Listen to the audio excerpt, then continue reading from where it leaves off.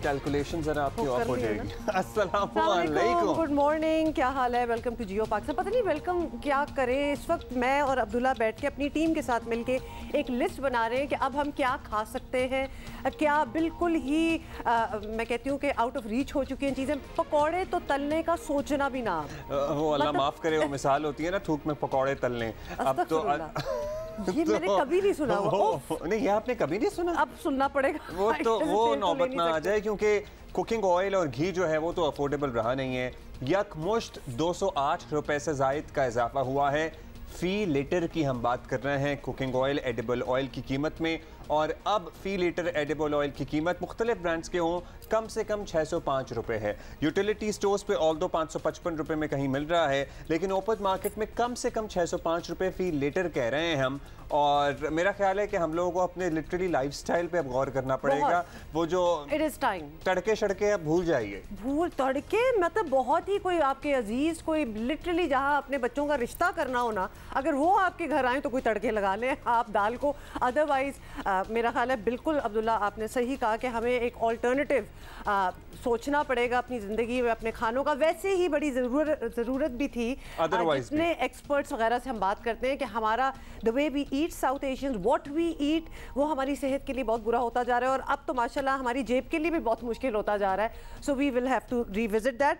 अच्छा, ये तो तेल की आप बात कर रहे हैं, और क्या क्या चीज़ें? सो मैं इससे जुड़ी डायरेक्ट बिल्कुल जुड़ी। वैसे तो घी तेल जब बढ़ता है तो खाने पीने की तमाम अशिया की कीमतों पर उसका असर आता है, चाहे मिठाई आप लेने जा रहे हों।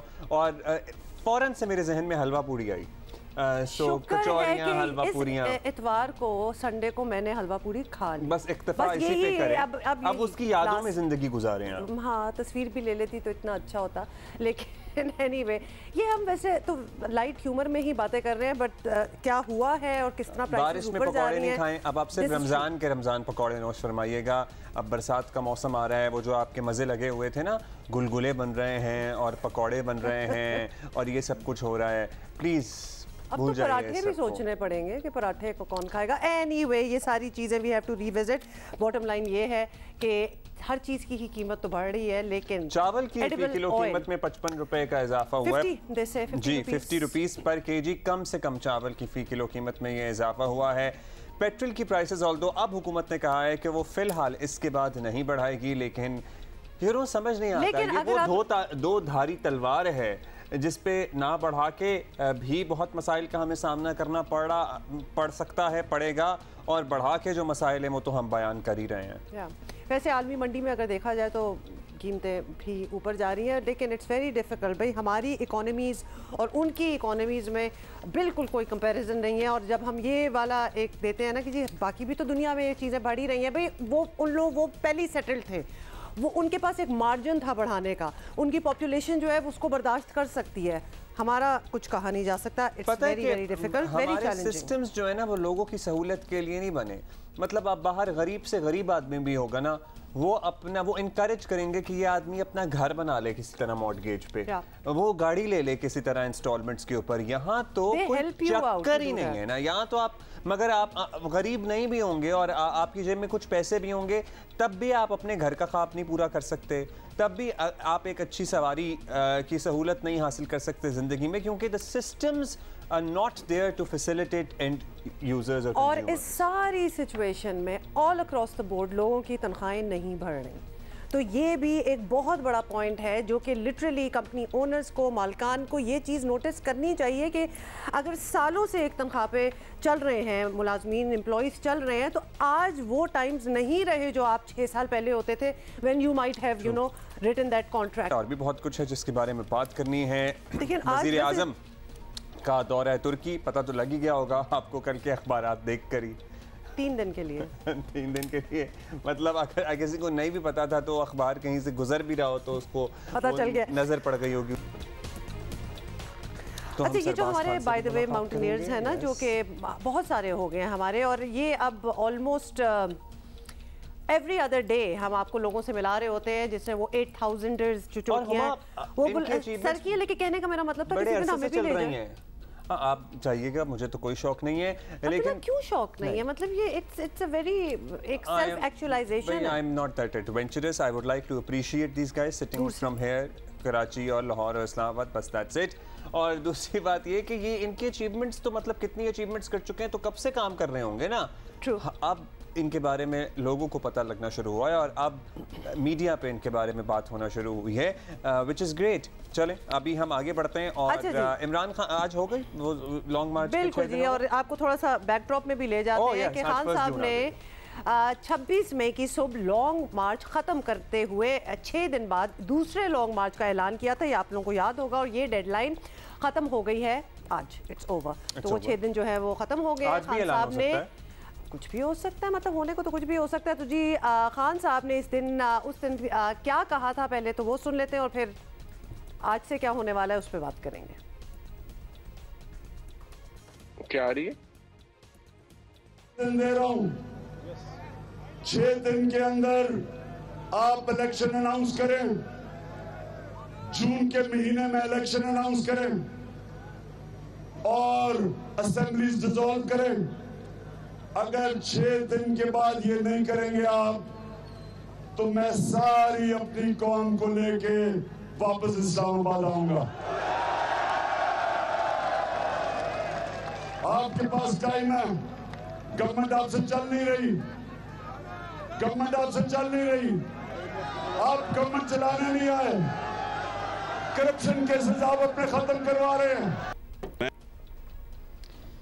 जनाब चलिए ये तो देख रही, बड़े कॉन्फिडेंटली उस दिन उन्होंने कहा था 6 दिन बाद आऊंगा, लेकिन कुछ किसी को नहीं पता कि एक्चुअली होना क्या है। और खान साहब ने 6 दिन बाद आने का कहा, लेकिन दारुल हुकूमत इस्लामाबाद ही में नहीं, पंजाब मतलब कहीं वो है ही नहीं actually, he is not even there. वो खुद बैठे हुए हैं कहा तहरीक इंसाफ के गढ़ खैबर पख्तूनख्वा में for other obvious reasons as well और not so obvious reasons as well.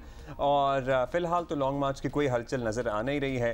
ज़राए बताते हैं कि तहरीक इंसाफ के कई सीनियर रहनुमा फौरी लॉन्ग मार्च के हक़ में नहीं हैं, जिससे पार्टी कन्फ्यूजन पाई जाती है। सर्टनली खैबर पख्तूनख्वा से तो हमारे भाई आ जाते हैं इमरान खान के साथ मिलकर, और खैबर पख्तूनख्वा बारहा इमरान खान साहब पर एतमाद का इजहार भी करता है, लेकिन खान साहब के इर्द गिर्द बहुत सारे पंजाब के लीडरान, जिसमें से आप देखें अपने आप को लीडर खुद तो समझते हैं, वैसे हैं नहीं। शहबाज गिल मतलब फैसलाबाद से 4 बंदे ना ला सके, वो अपने साथ किसी को कोई राजी नहीं था उनके साथ आने को। चौधरी का काफिला कितना बड़ा था पंजाब से आने वालों का, ये सोच लीजिए।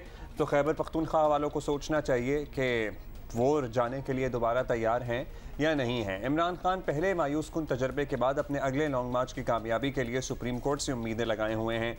डेडलाइन ख़त्म होने से एक दिन पहले इमरान खान ने सुप्रीम कोर्ट से फौरी लॉन्ग मार्च की इजाज़त देने की रूलिंग देने का मुतालबा किया था। बसूरत दीगर दूसरी हिकमत अमली क्या हो सकती है, वैसे उसका भी इशारा दिया था। सुने, मैं आज सुप्रीम कोर्ट को कह रहा हूं, आप हमें रूलिंग दें कि हमें बताएं कि इस मुल्क में किस बेसिस पे पहले हमें रोका गया और जो इंतशार किया गया, और आगे क्योंकि मैंने डेट देनी है लोगों को कि आगे जब हम आएंगे तो हमें बताएं कि क्या सुप्रीम कोर्ट अलाउ करेगा इस तरह की अनडेमोक्रेटिक, बल्कि डिक्टेटरशिप में भी इतना जुल्म नहीं हुआ। अगर सुप्रीम कोर्ट हमें प्रोटेक्शन देता है तो वो एक हमारी स्ट्रेटजी है। अगर वो नहीं प्रोटेक्शन देता, फिर मैं आज आप सबके सामने खड़ा होकर ये कह रहा हूं कि फिर मेरी दूसरी स्ट्रेटजी होगी, और वो स्ट्रेटजी होगी फिर कि जो भी ये रुकावटें पैदा करेंगे हम फिर प्लान करके जाएंगे। अभी तैयारी हमने की नहीं थी इस बारी। अच्छा जी, सुप्रीम कोर्ट ने दूसरी स्ट्रैटेजी में अल्लाह माफ करे क्या हो सकता है हाँ, और बताया भी नहीं। खैर सुप्रीम कोर्ट ने इस हवाले से अब तक कोई समाअत तो नहीं की, लेकिन खान साहब की दूसरी स्ट्रैटेजी जिसका वो जिक्र कर रहे थे वो भी अभी तक अवाम की नजरों से ओझल ही है। कुछ समझ नहीं आई कि एक्चुअली जो भी रुकावटें होंगी उन्हें हटा देंगे, there will be chaos certainly. और मेरी बात सुने, एक तो ये बयानात उस पे जलती पे तेल छिड़कने का राना सना साहब की ट्वीटें कर रही हैं, पता नहीं वो असली अकाउंट है जाली अकाउंट है, वैसे तो सब लोग उसे शेयर कर ही रहे हैं। क्या वो वही जो कर रहे हैं कि दूसरी वार्निंग दे रहे हैं इमरान खान साहब को कि जनाब ये लॉन्ग मार्च की तारीख का ऐलान ना करना। मेरा ख्याल है कि खुदा का वास्ता है, grow up guys, everybody, specially for those people जो वो इक्तदार में आके बैठ ही जाते हैं। पहले खान साहब थे, अब ऑब्वियसली दूसरी पार्टी है। इन सारों को सोचना चाहिए कि भाई अब जिस चीज़ की एस्पिरेशन में हम लगे हुए थे हम वहाँ पहुँच गए हैं, तो वहाँ जब पहुँच जाते हैं तो फिर उसका एक टेम्परामेंट और डिमीनर कुछ और होना चाहिए ना। खैर एनीवे, दूसरी तरफ आपको ये भी बता दें कि पीटीआई के सोच रहा, पता है ट्रेजेडी क्या है, एट ऑल कोई पाकिस्तान का नहीं सोच रहा, सब वजीर आजम बनना चाहते हैं इस मुल्क में। और ये जब जवाबी फायर एक दूसरे के हो रहे होते हैं ना, यहाँ से इन्होंने ये कुछ कहा और यहाँ से ये भड़के, और इट इज़ सैड। मतलब हमने शो स्टार्ट किया है महंगाई से, और मतलब लिटरली पकौड़े पराठे दूर की बात, दाल नहीं इंसान खा सकता, और यहाँ आप लोग ना लड़ाइयाँ कर ले, और इस बात पे कि जी हम आवाम के लिए कर रहे हैं, you not doing anything for us. अच्छा जी, फवाद चौधरी आपको बीच में पता है कि कौमी असेंबली से इस्तीफों की बात भी हुई थी। फवाद चौधरी साहब ने क्या कहा था इस बारे में? उन्होंने तो कह दिया था कि ऐसा कुछ नहीं होगा। जो इस वक्त बात चल रही है, देखिए हम इस पार्लियामेंट को मकबूजा असेंबली समझते हैं। ये जो असेंबली है इस वक्त उसके ऊपर कब्ज़ा हुआ है, और उस असेंबली में वापस जाने का हमारा कोई इरादा नहीं है। हम समझते हैं कि तमाम जो हमारे अरकान हैं उनके इस्तीफ़े स्पीकर मंजूर कर चुका है, और स्पीकर के पास रिव्यू करने का, नज़रसानी करने का कोई इख्तियार उन्हें हासिल नहीं है। अच्छा जी, एक तरफ तो ये सूरत हाल है, दूसरी तरफ आपको बता दें कि लॉन्ग मार्च के लिए सुप्रीम कोर्ट से प्रोटेक्शन मांग रही है पाकिस्तान तहरीक इंसाफ, तो और इमरान खान लॉन्ग मार्च वाले काफिले में हथियारों की मौजूदगी के एतराफ़ भी कर बैठे हैं, जिस पर खूब लेदे भी हुई है। वज़ीर दाखिला राना सना ने इमरान खान और वज़ीर आला खैबर पख्तूनख्वा की धमकी पर कमेटी बना दी है, क्योंकि खैबर पख्तूनख्वा के वज़ीर आला का भी इंतहाई गैर जिम्मेदाराना बयान था। वो तो पूरे फोर्स लाने को तैयार है। वो तो मैं कहता हूँ इमरान खान साहब के पास तो कोई पब्लिक ऑफिस नहीं है इस वक्त, चले उनको तो फिर कहीं ना कहीं आप इग्नोर कर दें। वो वजीर आला हैं एक सूबे के, और वो एक सूबे की फोर्स के जरिए मतलब विफाक पर चढ़ाई की बात कर रहे हैं। और दूसरी बात ये, मतलब उनकी बातों से ये तासुर ना पैदा करें और ना बनाएं कि जैसे लिटरली एक मुल्क आपका अपना है और आप फोर्स लेके आएंगे, ये एक ही मुल्क है सारा। तो आप इस तरह ये स्टेटमेंट्स मिसलीडिंग होते हैं, इस किस्म की बातें प्लीज़ ना करें। खैर किस किस को रोक सकते हैं। साथ ही आपको बताएं कि राना सनाउल्लाह का कहना है कि इमरान खान के अपने एतराफ़ के बाद अब किसी सबूत की ज़रूरत नहीं है, जब उन्होंने कहा कि हमारे कुछ फॉलोअर्स के पास असला भी था। ये सुने राना साहब ने क्या कहा। मैं समझता हूँ कि इमरान खान साहब के इस बयान के बाद कि हमारे साथ लोग मुसल्लह थे, अब इसके बाद कोई हमारी किसी रिपोर्ट की, हमारी किसी एविडेंस की कोई जो है वो ज़रूरत रह नहीं जाती। अगर उसके साथ मुसल्लह लोग थे, उसे मालूम था, और उसे ये भी मालूम था कि सुप्रीम कोर्ट की जो है वो फैसले की बुनियाद के ऊपर उसने वहाँ अपने वो कंटेनर पे खड़े होकर कई बार कहा कि अब सुप्रीम कोर्ट से इजाज़त मिल गई है। ये कहना कि हमें बाद में ख्याल आ गया कि जी 100% गोली चलेगी, हाँ मैं भी इस बात को तस्लीम करता हूँ इमरान खान साहब, 100% नहीं 200% जो है वो आप गोली चलाने के इरादे से ही आए थे।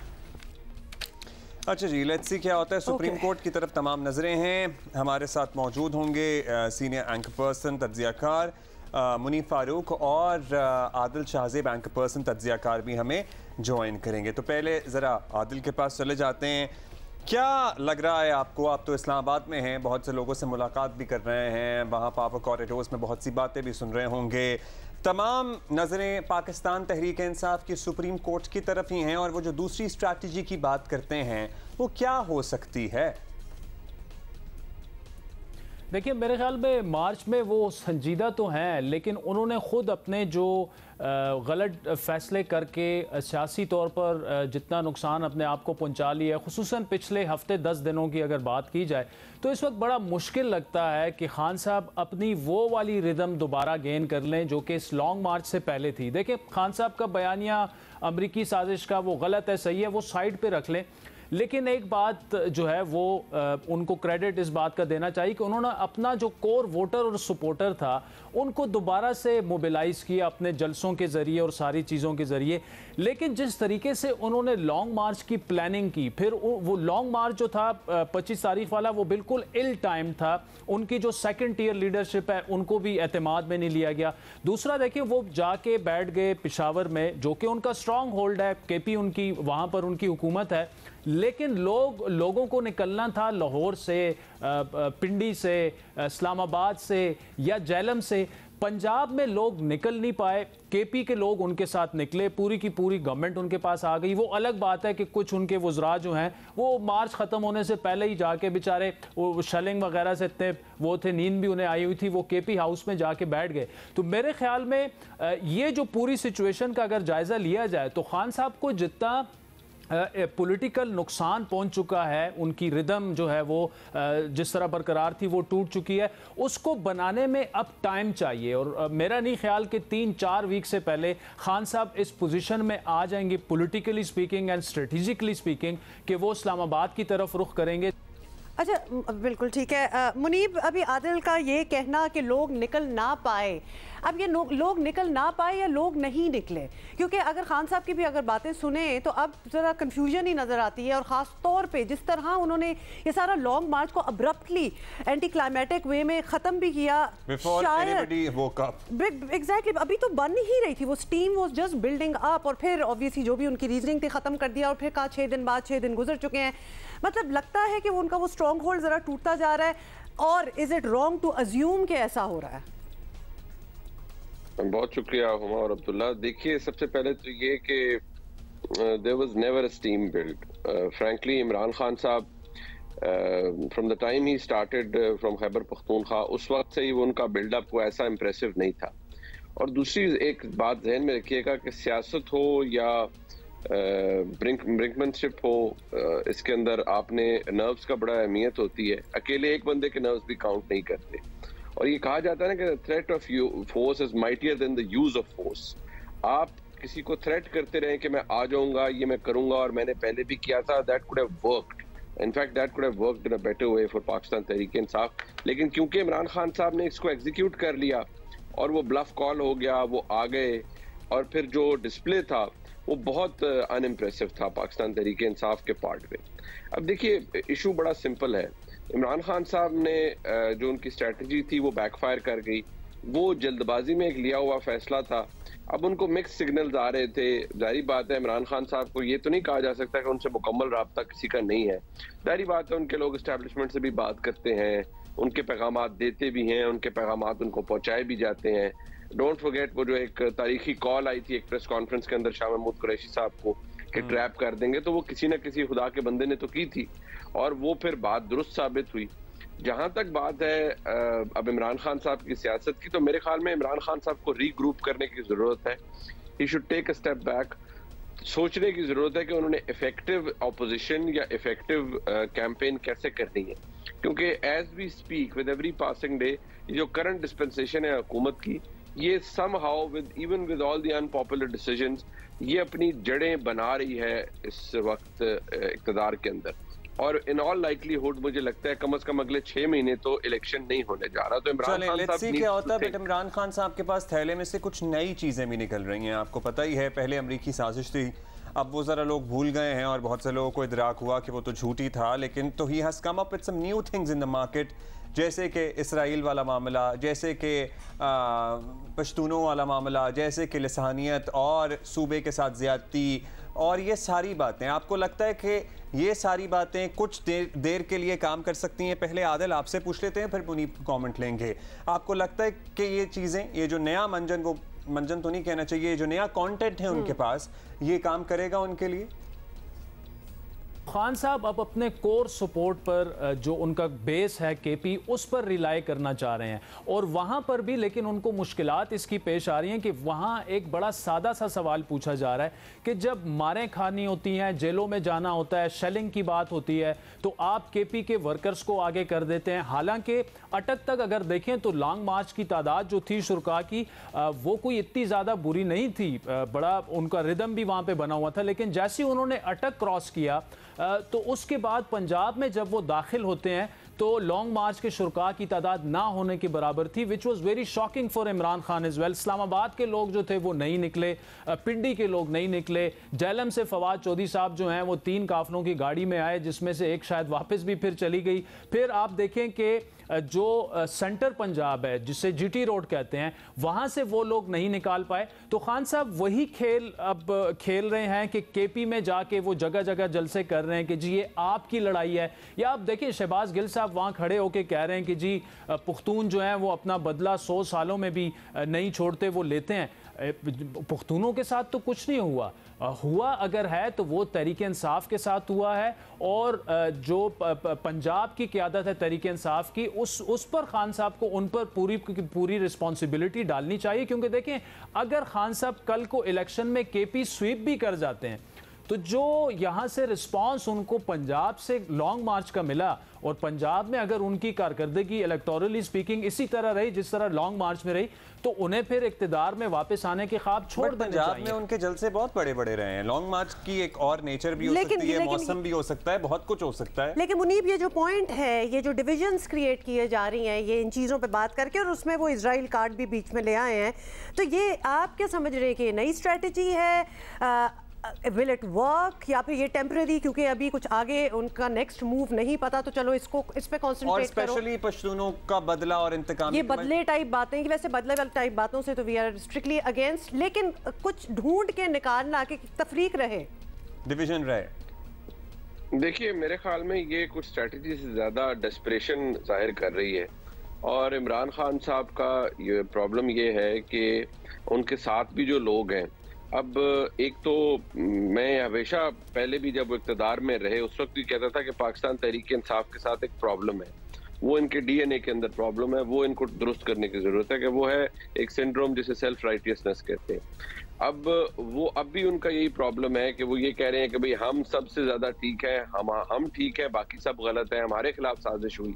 फिर जारी बात है, particularly when you are flanked by people like doctor Shahbaz Gill और फवाद चौधरी साहब, जिनके अंदर एरोगेंस और इस तरह की खुद पसंदी और ये सब कुछ कूट कूट कर भरी हुई हो, नेचुरली फिर ऐसे लोग अपीज करने के लिए या प्लीज करने के लिए रादर अपने लीडर को बातें भी ऐसे ही करते हैं।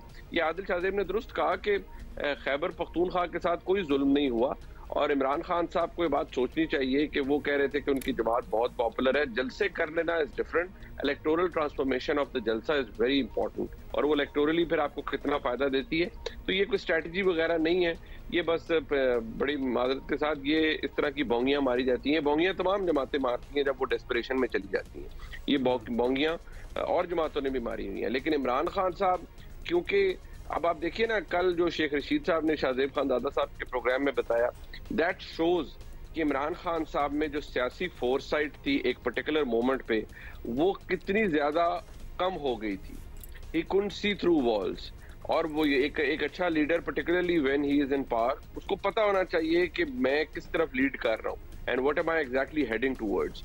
जब उन्हें ये बात नहीं समझ आ रही, यानी वो कह रहे हैं कि इमरान खान साहब को जो यकीन ही नहीं था एंड तक कि तहरीक अदम एतमाद आ रही है, मतलब अगर आप इतनी ऑब्वियस चीजें भी नहीं देख पा रहे और आप शेख रशीद की बातों पे इतना एयर टाइम लगाना भी ज्यादती है। मतलब अब तो वो उनकी बातों की अब ओवर द इयर्स और over the past few months और पास्ट फ्यू वीक्स या ओवर द इयर्स ही देख लें, मतलब he has absolutely made no sense ever, और उनकी कभी कोई बात सच नहीं हुई, तो टाइम वेस्ट करने वाली बात। आदिल भी हमारे साथ है, आदिल उनसे बात करना बिल्कुल we in principle agree with you. जितने वो फोर्सफुली बात करते हैं ना कि इस बार तो मुझे पता ही पता है, उनको नहीं पता होता। खैर एनीवे, आदिल आपसे ये पूछना है, ख़ास तौर पे पीटीआई वाले भी इस बात को मानते हैं, लेट्स डिस्कस दिस, कि मसला पंजाब है। अगर ये पिछली लॉन्ग मार्च भी इनकी जो देखा जाए तो पंजाब से लोग नहीं निकले, वहाँ की leadership clearly failed in bringing out the people. बल्कि शाह महमूद कुरैशी को अगर देखा जाए तो उन्होंने इजलास भी कर डाला इसी बात पे। अगर तहरीक इंसाफ को पंजाब में लोगों को मुतहरिक करना है तो क्या करेंगे, क्योंकि इस वक्त अगर एग्जाम्पल 6 दिन पहले वाला देखें, that was a failure. Khan साहब को ये अभी जहन में रखना होगा, तो केपी तो ऑलरेडी मोबिलाइज है, वहाँ पे आपकी गवर्नमेंट है, आप वहाँ पे बैठ के उनकी रिसोर्सेज इस्तेमाल कर रहे हैं, तो वो तो आपके साथ फिर भी निकल आएंगे। लेकिन पंजाब अगर आपके साथ ना निकला तो मेरे ख्याल में इस दफ़ा तो आपका जो लॉन्ग मार्च नाकाम हुआ उसने पॉलिटिकली आपको इतना डैमेज किया कि शायद 3-4 हफ्तों में आप में भी रिकवर कर जाएं। लेकिन दोबारा से अगर ये नाकाम होता है, दोबारा से अगर आप ये गलती दोहराते हैं कि पंजाब आराम से बैठा रहे, पंजाब की लीडरशिप केपी के लोगों को और बेचारे स्टूडेंट्स को, मजदूरों को आगे करके आप मारे पड़वाएं, तो दोबारा से यही होगा कि पंजाब आपको रिस्पॉन्ड नहीं करेगा, वो निकलेगा नहीं, केपी आपके साथ निकल आएगा, आप केपी और रियासत को आपस में लड़ाने की कोशिश करेंगे, तो ये चीज़ें बड़ी डिफरेंट तरफ जा सकती हैं। तो खान साहब को ये चाहिए कि पेशावर से निकलें, इस्लामाबाद में बैठें, यहाँ लोगों को मोबिलाइज करें, क़यादत को बुलाएं, देखें कि गलतियां कहाँ पे हुई हैं, फिर लाहौर में जाएं और लाहौर से अगर इनका लॉन्ग मार्च अगर वो अनाउंस कर देते हैं 3 से 4 वीक में, वहाँ से वो निकलें, फिर शायद जो है वो कोई इम्पैक्ट बनाने में कामयाब हो। मुझे नहीं लगता कि पेशावर में बैठे हुए हेलीकॉप्टर में तो मतलब लॉन्ग मार्च और लॉन्ग मार्च पख्तूनख्वा से शुरू होकर पंजाब आना या इस्लामाबाद आना, वो क्या ही लॉन्ग मार्च हुआ। शुक्रिया आदिल, आपने वक्त दिया। I know you have some other things to do and you have a busy schedule. Muneeb, last हम आपसे सवाल करेंगे, आपका भी बहुत ज़्यादा वक्त नहीं लेंगे। एक तो वो अभी आप शेख साहब की बात कर रहे थे ना, पीटीआई वाले जैसे कहते हैं ना, तहरीक अदम एतमाद आने के बाद भी कुछ दिन शॉक में ही थे क्योंकि उन्हें पता नहीं लगा था कि उनके साथ हुआ क्या है। दे कुड नॉट बिलीव कि ये हो गया है, लेकिन खैर चलें, अब तो ये हो गया है। अभी ज़रा मौजूदा लोगों की बात कर लेते हैं। अब इनकी तो काफ़ी बात हो गई है, मतलब घी की कीमतें आप देख लें, चावल की कीमतें आप देख लें। लाहौर में आप बैठे हैं अगर, तो लाहौर में और अतराफ़ में और पंजाब के मुख्तलिफ शहरों में लोड शेडिंग ने तबाही मचाई हुई है। मतलब लोग अब इन्हें मोरद इल्ज़ाम ठहराना शुरू हो गए हैं। तो things are not easy for these guys as well. देखिए, इसकी बड़ी वजह यह है अब्दुल्ला कि जब ये हुकूमत आई थी, मेरा प्रिंसिपल आर्गूमेंट उस वक्त, मेरा सवाल भी यही था प्राइम मिनिस्टर से एक इंटरेक्शन में, कि आपने अगर आपके नज़दीक जो पहला सब्सिडी दी गई थी पेट्रोल पे इमरान खान साहब की हुकूमत ने जाते जाते जो दी थी, अगर वो गलत थी तो आपको उसको इमीडिएटली रिवर्स करना चाहिए था, and if you had come up with a plan. उन्होंने कहा नहीं, अगर ऐसा करते तो लोगों ने एकदम कहना था कि देखिए आपने इतना बढ़ा दिया और लोगों ने एकदम सरापा एहतजाज जो रहना था। तो मेरा सवाल ये था कि अब कौन सा आपको हार डल रहे हैं या डलेंगे। अब जब गवर्नमेंट, तो मेरा पॉइंट सही साबित हो रहा है कि इस वक्त हुकूमत को कोई हार तो नहीं डाल रहा कि आपने बहुत अच्छा काम किया, गो के टेक्निकली तो बिल्कुल दुरुस्त काम है मुल्क के लिए कि आप सब्सिडाइज नहीं कर सकते जब आपके पास पैसे ही नहीं है, और उसका नॉक ऑन इफेक्ट होता है और चीजों के ऊपर। लेकिन कल रात में देख रहा था प्राइम मिनिस्टर साहब ने कोई एक रिलीफ पैकेज दिया है जिसमें बड़ी मेजर कोई रिडक्शन की है, सब्सिडाइज की है आटे को भी, चीनी को भी और एडिबल्स को भी। अगर वो एग्जीक्यूट हो जाता है तो शायद लोगों के जख्मों पर मरहम आ जाएगा, लेकिन अभी नहीं करेंगे और 15 दिन बाद आपको पेट्रोल की कीमत में लाइकलीहुड है कि 10 से 15 रुपए शायद और इजाफा करना पड़े, क्योंकि गवर्नमेंट के पास सरकारी खजाने में इतने पैसे नहीं है कि आप सस्टेन कर सके। लिहाजा ये ब्रंट इस हुकूमत को फेस करना है, और शायद यही वजह है कि ये चाह रहे हैं कि अभी टैक्सेस भी बढ़ाएं इस बजट के अंदर, जितना फैसले लेने हैं, और मेरे ख्याल में मुल्क के लिए हर एक को लेने चाहिए। और इन लोगों को भी सोचना चाहिए जो आज इक़्तिदार में है कि मईशत के ऊपर, चाहे वो इमरान खान की हुकूमत हो, आपको सियासत नहीं करनी चाहिए। और हर 5 रुपए जब बढ़ता था या कुछ होता था तो इमरान खान साहब की ये तो नहीं होती थी। कोई भी प्राइम मिनिस्टर ये नहीं चाहेगा कि वो लोगों पर बोझ डाल दे। मेरा ख्याल है कि अब ये नेशनल कंसेंसस एक बन जाना चाहिए तमाम सियासी पार्टियों में, तमाम लोगों में, कि ये जो मुल्की मफाद के फैसले हैं उन पे सियासत नहीं होनी चाहिए। बहुत शुक्रिया, बहुत बहुत शुक्रिया फॉर बीइंग विद अस। और अगर हमारे पास टाइम है ब्रेक से पहले तो एक और छोटी सी खबर हम बताते आपको चलें कि इलेक्शन कमीशन पाकिस्तान ने तमाम सियासी जमातों के सरबराहान को ख़त लिखकर अवामी और सियासी इज्तिमात में जो जलसे होते हैं उसमें जानवरों को ना लाने की हिदायत कर दी है। तो अब ये सोचें कि इलेक्शन कमीशन ने ख़त में कहा है कि अवामी और सियासी इज्तिमात में शेर, आपको पता ना लोग शेर ले आते हैं अपने, शेर, गधा और दीगर जानवर, एनीथिंग, मानसेरा में हुआ था ना, बिल्कुल। तो ये अब नोटिफिकेशन आ गई है कि खुदा के लिए मतलब ये ना कीजिएगा, और इलेक्शन कमीशन ने हिदायत की है कि इस्लामाबाद हाई कोर्ट की जानिब से जलसे और रैलियों में जानवरों से मुताल्लिक फैसले पर अमल किया जाए। मेरी बात सुने, कोई भी हादसे का सबब बन सकता है सारा मामला। शेर बेकाबू हो जाए फिर क्या होगा, सोचो जरा। नहीं, उसके बाद तो बात की बात होगी, हम पहले थोड़ी सोचते हैं, लेकिन ये पहले सोचा हुआ की भी बात करें ना, जानवरों के साथ भी तो ज्यादती है। मतलब वो क्या नुमाइश लगाई हुई है एक बेचारे शेर की, फिर सारे उसको तंग भी करते हैं, और ऐसा हमने होते हुए देखा है। पता नहीं मैं कौन सी बात कर रहा था, पिछले ब्रेक में आपने मुझे रोका था और तब से वो मैं बात भूल गया हूँ और मेरे दिमाग पे अटक गई है। हाउ इंटरेस्टिंग इज दैट, तो मैं बोल देती हूँ। जैसे कि अभी हम पूरी एक लिस्ट बना रहे थे ऑफ ऑल दोज पॉलिटिशियंस, हमारे जो लीडर्स हैं जो इतनी वसूख के साथ बात करते हैं कि ये देखना 4 दिन बाद ये होगा, और 4 नाम तो हमारे पास ऑलरेडी हो चुके हैं, तो ये तो वो कुछ नहीं निकलता। सिर्फ शेख रशीद नहीं है बाय द वे, वो जरूर leader head of the pack होंगे, लेकिन और भी बहुत ज्यादा। अच्छा, पता है क्या है कि कभी कोई ये बिल्कुल उनका वो वाला हिसाब है कि अगर कोई जाली डब्बा पीर हो ना तो हर एक को दुआ दे के अल्लाह तेनू पुत्र दे, अल्लाह तेनू पुत्र दे। अब उसमें से 5 लोगों के यहाँ एक दफा पुत्र हो भी जाएगा और उसमें उस पीर का कोई अमल दखल नहीं होगा, वो अल्लाह की करनी होगी, तो वो पीर ऐवे ही मशहूर हो जाएगा कि देखो इसने कहा था, इसने दुआ दी थी, और उसके बाद वो चीज फैलती चली जाएगी। तो शेख रशीद साहब का बिल्कुल वो हिसाब है, अल्लाह तेनू पुत्र दे, और 5 दफा की बातों में से कभी गलती से कोई बात दुरुस्त साबित हो गई, वैसे मुझे वो भी याद नहीं पड़ती। लेकिन अब उनकी पॉलिटिक्स को 5 दिहाइयां गुजर चुकी हैं, तो 5 पुत्र तो बीच में हो गए, 6 दिहाइयां ऑलमोस्ट, 6 ऑलमोस्ट, लेकिन बाकी उनकी बातें हैव मत कहती हूँ they have fallen flat totally, तो अब बिल्कुल कोई स्टीम नहीं। और वो इस पे फख्र करते हैं कि मेरी उम्र 70 साल है। सर बसत एहतराम आपकी उम्र 70 साल है, लेकिन इसका मतलब ये नहीं है कि आप में कोई बेहतरी आई है over the period of years. मतलब आपकी कुर्बानी से पहले कुर्बानी, बड़ी ईद से पहले कुर्बानी, एम्पायर की उंगलियां जला दो, मार दो, गिरा दो, you have not improved yourself. अच्छा लोग जी, आगे चलते हैं। मुझे आग लगती है ये बातें सुन के। लोग अपने आप को आग लगाने के लिए तैयार हैं। भाई क्यों लोग लगाएं अपने आप को? आप लगाएं अपने आप को आग। अच्छा okay, too early in the morning, but this is about a lot of other people also, not just Sheikh Rashid. आगे चलते हैं। हमारे बड़े ही हाई अचीवर गेस्ट जो है हमारे इंतजार कर रहे हैं। Actually these are the people we should be talking to and learning from.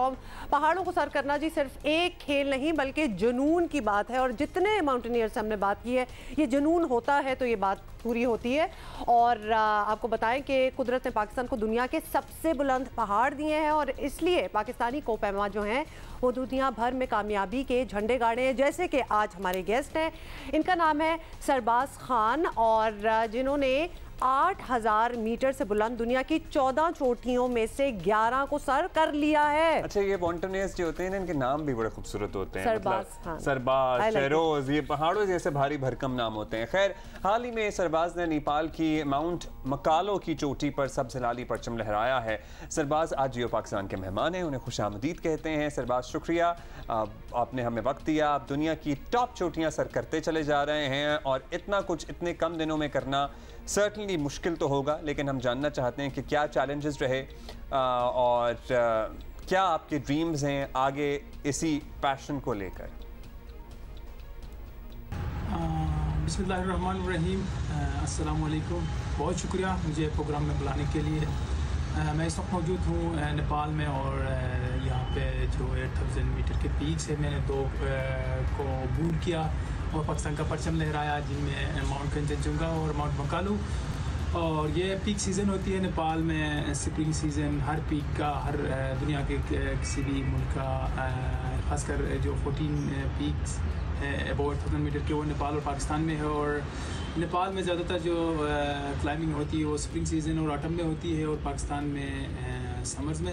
हर कोपैमा का, हर क्लाइंबर का एक अपना क्लाइंबिंग स्टाइल होती है, अपना एक प्रोजेक्ट होती है। जिस तरह मेरा प्रोजेक्ट है मिशन समिट 14, अल्हम्दुलिल्लाह 4 साल के अरसे में मैंने 11 पीक्स कर ली है, और जो 3 रहती है चला वो मैं इस साल या नेक्स्ट ईयर कंप्लीट कर लूँगा। अच्छा सरबाज खान, हम बहुत से माउंटेनियर से बात कर रहे हैं, क्या कमाल की आप लोगों की अचीवमेंट्स होती हैं कि हम सोच भी नहीं सकते, लेकिन हम प्रमोट ज़रूर करते हैं जिसमें पैशन हो यंगस्टर्स को। तो उसमें ऑब्वियसली जिस्मानी तौर पर तो मुश्किल काम है ही, मेंटली भी आपको स्ट्रॉन्ग होना है, लेकिन पैसे भी बड़े लगते हैं। It's a very expensive sport अगर कहा जाए तो। एक आम आदमी के लिए ये करना काफ़ी मुश्किल होता होगा। मतलब कोई अगर आप सजेशंस दे सकें कि किस तरह लोग करेंगे। जी बिल्कुल बिल्कुल। कोपैमाई एक सिर्फ जिस्मानी नहीं, फिज़िकली, मेंटली, और उससे भी बढ़ के इसमें जो मुश्किलात आती है वो फाइनेंशियली आती है। ये एक बहुत महंगा खेल इसको तस्वीर किया जाता है दुनिया में। तो पाकिस्तान में अल्हम्दुलिल्लाह आजकल बहुत अच्छा ट्रेंड आया है, और प्राइवेट सेक्टर इस पर बड़ा इन्वॉल्व हो रही है पिछले 2 सालों से। जिस तरह मेरे लिए जो मिशन समिट 14 के 5 पीक्स है, उसके लिए कराची से मल्टीनेट और हम्बल, मैं इस प्लेटफॉर्म से थैंक्स कहना चाहूँगा कि उन्होंने मेरा जो यहाँ का 5 पीक्स जो रहती है मिशन समिट 14 के, उसके लिए उन्होंने स्पॉन्सर की और मुझे यहाँ पे क्लाइंब करने का मौका दिया। और गवर्नमेंट को भी इसमें काफ़ी काम करने की ज़रूरत है, क्योंकि हमारे पास 8000 मीटर से बुलंद 5 चोटियाँ हैं, और 7000-6000 के 100+ चोटियाँ हैं। तो हमें इस पर काम करने की ज़रूरत है। अच्छा, साथ ही हम अभी आपकी तस्वीरें भी देख रहे थे, और मैं और अब्दुल्ला दोनों यहाँ मुड़े हुए, यहाँ पूरी हमारे यहाँ ना 200 फुट की स्क्रीन है, हमें देख के तो वाकई लगता है कि आप पहाड़ पे चढ़ेंगे। अली सतपारा साहब के साथ भी सब्ज़ अली, सरबाज अली, आपकी बड़ी ही ज़बरदस्त किस्म की कुछ तस्वीरें भी देख रहे हैं। और मैं कहती हूँ कि सुपर मूवीज देखते हैं ना हम लोग, सुपरमैन और ये इस किस्म की, ये सही सुपर ह्यूमन लोग हैं। अच्छा, जो ये चीजें कर लेते हैं। जल्दी से अब आप ये बताइए हमें कि सर्टनली आप बहुत सारे यंगस्टर्स के लिए रोल मॉडल हैं, क्योंकि बच्चे आपको देख के, सतपारा साहब को देख के, आप जैसे और लोगों को देखकर माउंटेनियर बनना चाहते हैं, कुछ करना चाहते हैं लेकिन क्लूलेस हैं, कहाँ से शुरू करें। तो प्लीज़ कुछ गाइड करें उन नौजवानों, उन बच्चे बच्चियों को who want to pursue this passion. हर खेल, हर उस चीज़ के लिए आपको उस काम का, उस खेल का मयार को समझ के और उसके जो रिक्वायरमेंट्स है उनको पूरा करके ही आना चाहिए। माउंटेनियरिंग एक ख़तरनाक खेल है। अगर पाकिस्तान में बहुत से ऐसे लोग हैं जो इस फील्ड की तरफ आना चाहते हैं, वो कॉन्टेक्ट भी करते हैं, उनको हमारा मशवरा और मेरा ख़ासकर मशवरा ये है कि आप पहले माउंटेनियरिंग को उसके बेसिक्स, उसके ट्रेनिंग्स, उसके कि कैसे इक्विपमेंट यूज़ करते हैं, रिस्क कैसे हैं, कहाँ पे आपने इन चीज़ों का ख्याल रखना है, इसको समझने के बाद ही आना चाहिए। क्योंकि यहाँ तक आने के लिए मेरे तकरीबन 18 से 19 साल लगे हैं। तो हर चीज़ को और ख़ासकर माउंटेनियरिंग को करने के लिए आपको स्टेप बाय स्टेप उसको फॉलो करके आने की ज़रूरत है, क्योंकि एक ये ख़तरनाक खेल है और दुनिया में ख़तरनाक गेम समझा जाता है। थैंक यू, बहुत शुक्रिया, मुबारक हो वंस अगेन सब्ज़ अली हमारे साथ। Thank you so much for being with us. भाई दिस इज कमाल की बात है, मतलब ये कोई सुपर ह्यूमन एबिलिटीज और क्वालिटीज होनी पड़ती हैं आप में। सब्ज़ अली आपने कुछ और कैसे कहा मैंने पहले कहा था आपने मुझे कहा था और मैंने ऑन एयर कह दिया मैंने करेक्शन करने के लिए कहा था, आपने वही कह दिया। Thank you sir. Anyway, having said that, बड़ा सोच समझ के इस स्पोर्ट में घुसे, पैसा भी लगेगा और मतलब सुपर ह्यूमन एबिलिटी आपको चाहिए।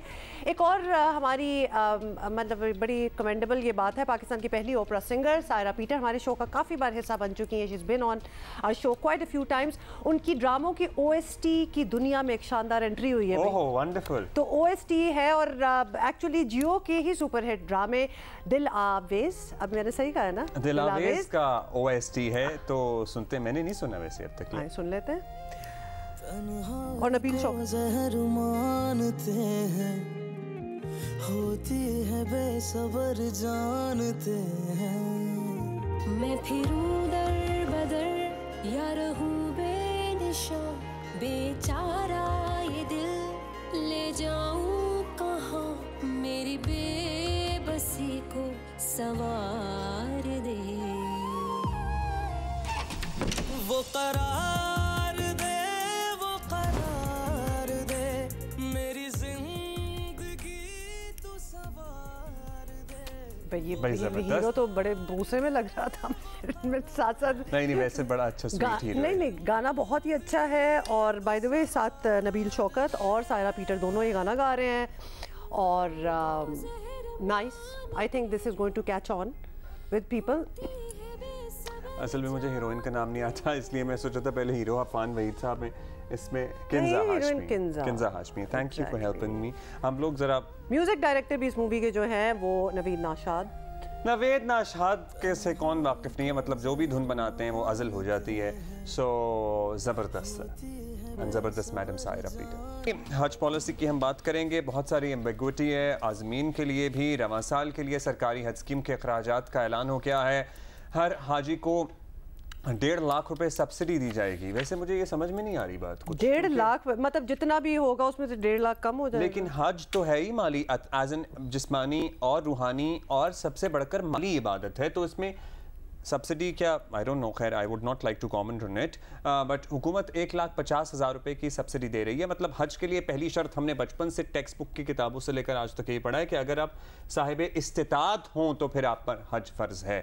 सो ये सब्सिडी खैर दी जा रही है अब, और इसके नंबर्स कुछ मैं आपसे शेयर कर दूं। इधर नहीं है, अच्छा। सो मैं आपसे कुछ ही देर में नंबर्स शेयर करूंगा। वज़ीर मज़हबी अमूर मुफ्ती अब्दुल शकूर का कहना है कि महंगा हज पैकेज हुकूमत को विरसे में मिला है। अगर साबिक PTI हुकूमत का खात्मा ना होता तो अखराजात 11 लाख तक जा सकते थे।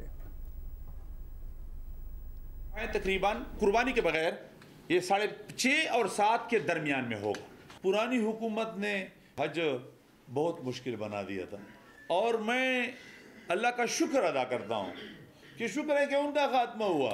अगर न होता तो ये हज 11 लाख तक पहुँचता। अच्छा जी, अब ऑलमोस्ट कोई 7 लाख तक अखराजात होंगे और ये भी सर्टनली कोई मामूली रकम नहीं है। दूसरी तरफ हज ऑपरेशन शुरू होने में सिर्फ 5 दिन रह गए हैं। हुकूमत अब तक इंतज़ामात में लगी हुई है। अब अगर हज पर इतने पैसे लिए जा रहे हैं तो हजाज किराम को सर्टनली इस किस्म की सहूलियात भी फराहम करना होंगी और इसके लिए हुकूमत को हंगामी बुनियादों पर अब काम करना चाहिए। Federal minister for religious affairs Mufti Abdul Shakoor साहब हमारे साथ मौजूद हैं। शुक्रिया मुफ्ती साहब। मुफ्ती साहब, अब हज ऑपरेशन शुरू होने में बस गिनती के दिन रह गए हैं। आज़मीन मुंतज़िर हैं कि कोई वाज़ेह हिदायत दें। ये क्या वजूहात हैं, आप प्लीज़ हमसे शेयर करेंगे?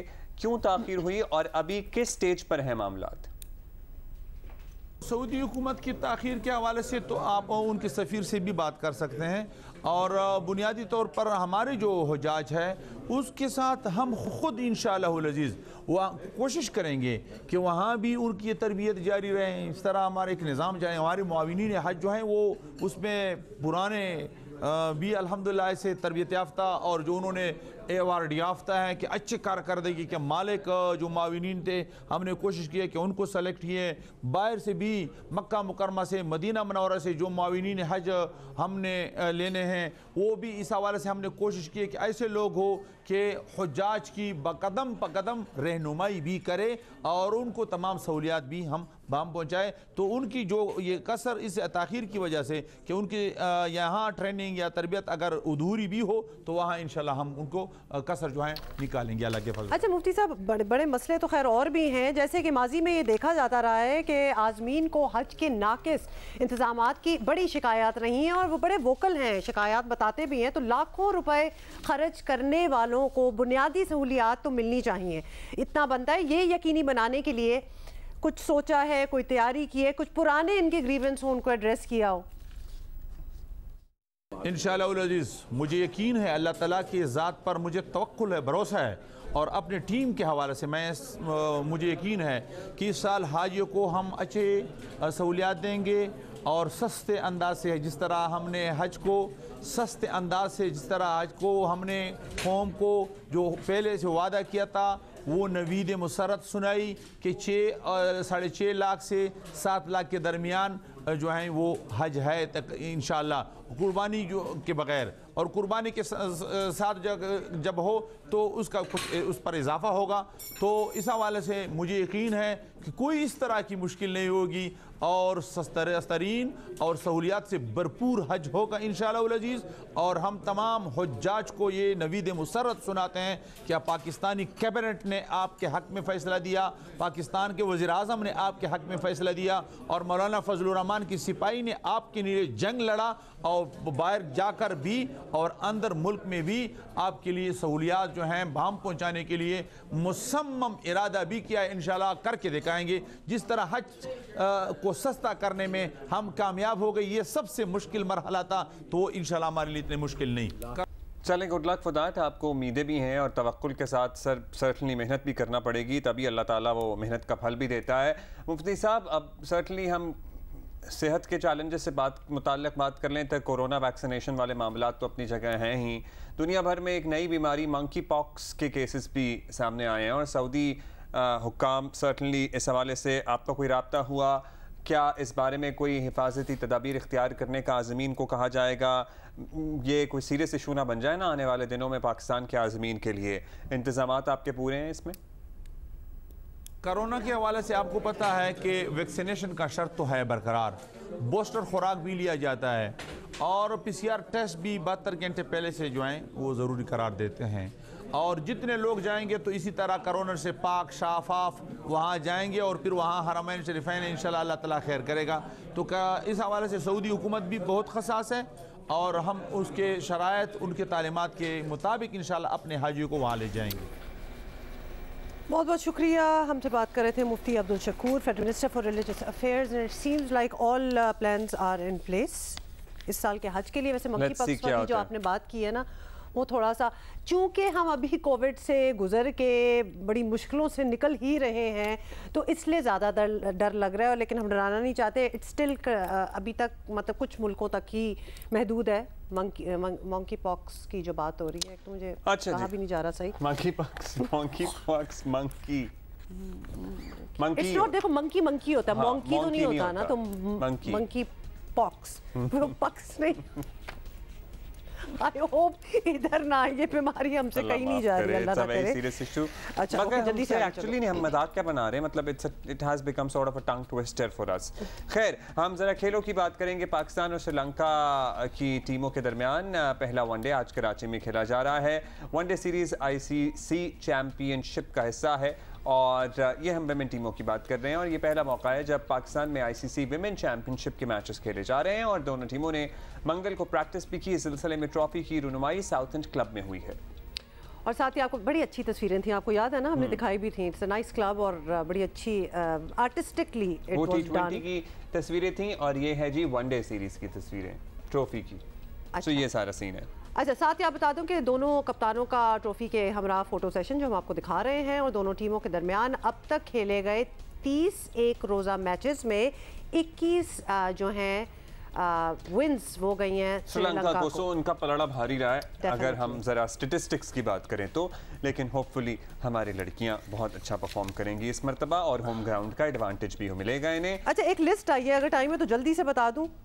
नहीं, आगे बताएंगे। इसमें तो फोर्ब्स की और भी बड़ी लिस्टें आई हैं, 30 अंडर 30 भी आई है, पाकिस्तानी भी हैं बहुत सारे। नहीं, लेकिन हाईएस्ट पेड एथलीट्स जो है ना, बड़ा मजा आता है मुझे ऐसे भी बोलेगा, वो बाद में बताएंगे, अभी टाइम नहीं है। अच्छा, आज मैं इसी से बात शुरू करने वाला था। अक्सर हम अपने इर्द गिर्द ऐसे केसेस देखते हैं जैसे कि अभी ये जजलान वाला केस या इससे पहले मुतअद्दिद केसेस, और इन सारे केसेस के बाद हम एक बात ज़रूर करते हैं कि अल्लाह ताला औलाद की आजमाइश से तमाम वालिदैन को महफूज रखे और औलाद की आजमाइश से महफूज रहने का एक तरीक़ा या एक कोशिश जो आप कर सकते हैं वो बेहतर तरबियत देकर बच्चों को कर सकते हैं। थोड़ी सी कंट्रीब्यूशन फ्रॉम द पेरेंट्स और फिर expectation from the children as well. क्यों हम ये बात कर रहे हैं? बात हम इसलिए कर रहे हैं क्योंकि आपको बता दें कि आज जी यूनाइटेड नेशंस के तहत दुनिया भर में ग्लोबल डे ऑफ पेरेंट्स जो है मनाया जा रहा है। पाकिस्तान में भी मनाया जा रहा है और इस दिन के मनाने का मकसद बच्चों की बेहतर तरबियत, जो बिल्कुल आपने ये बात की, वालिदैन के किरदार को उजागर करना है।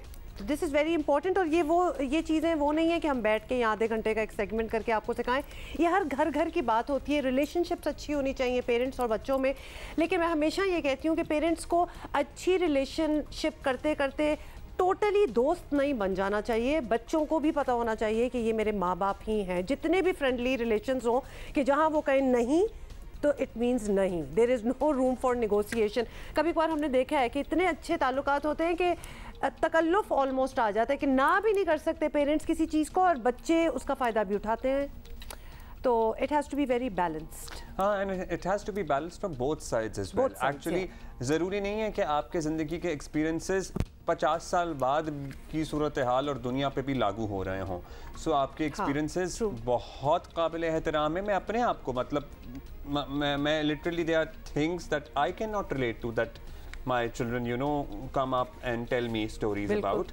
So आपको ये भी सीखना चाहिए कि हमें अब अपने बच्चों से भी सीखना है। जहाँ हमने अपने बच्चों को सही गलत में फ़र्क बताना है, वहीं हम ये नहीं एक्सपेक्ट कर सकते कि बच्चे एग्जैक्ट उस तरह बिहेव करेंगे जिस तरह हमने अपने माँ बाप के सामने बिहेव किया और उन्होंने अपने माँ बाप के सामने बिहेव किया। मतलब हमारे अम्मी अब्बू ने तो यही कहानियाँ सुनाई हैं ना कि भाई जब उनके वालिद साहब घर आते थे तो सारे बच्चे कमरों में छुप जाते थे, कोई नज़र नहीं आता था। अब आज के ज़माने में या मैं अगर इस पे तज्जिया करूँ तो ये कितनी गलत बात है। This is like so wrong foundation for a good relationship. खैर anyway, ये भी वो बात है जिस पे बात होनी चाहिए। अच्छा जी, फर्स्ट थिंग्स फर्स्ट, आपको बताएं कि पंजाब में सियासी और इंतज़ामी मामलात जो हैं वो सीधे होना शुरू हो गए हैं और ये बड़ी खुशाइंद बात है क्योंकि बहुत महीनों से कि स्टेलमेट जो है ये चल रहा है। पीर को रात गए क्या नाम है, बलीगुर रहमान साहब जी, गवर्नर पंजाब जो हैं उनके ओहदे का हलफ उठा लिया है और पंजाब जो बग़ैर किसी काबीना के चल रहा था कितनी देर से, वो भी वज़ीर आला पंजाब हमजा शहबाज को मिल गई और बड़ी अच्छी डेवलपमेंट है। वजारतों की तकसीम पर नून लीग और इत्तेहादियों के दरमियान थोड़ी अनबन भी हुई है नेचुरली। बहरहाल नून लीग के दावे भी पड़े हैं तो अब काम करने का वक्त भी शुरू हो गया है। लेकिन पंजाब में बहरान अभी सर्टनी ख़त्म नहीं हुआ है, अभी बस टला ही है। पंजाब हुकूमत के सर पर अक्सरियत खोने की तलवार लटक रही है, क्योंकि सुप्रीम कोर्ट के फैसले की रोशनी में हमजा शहबाज को वोट देने वाले मुनहरिफ PTI अरकान डिसीट हो चुके हैं। इसलिए PTI ने हमजा शहबाज की नाअहली के लिए अदालत जाने का ऐलान भी कर दिया है। हम अदालत में जा रहे हैं। पहले हम चाहते हैं कि हमजा शहबाज का दोबारा इलेक्शन होना चाहिए।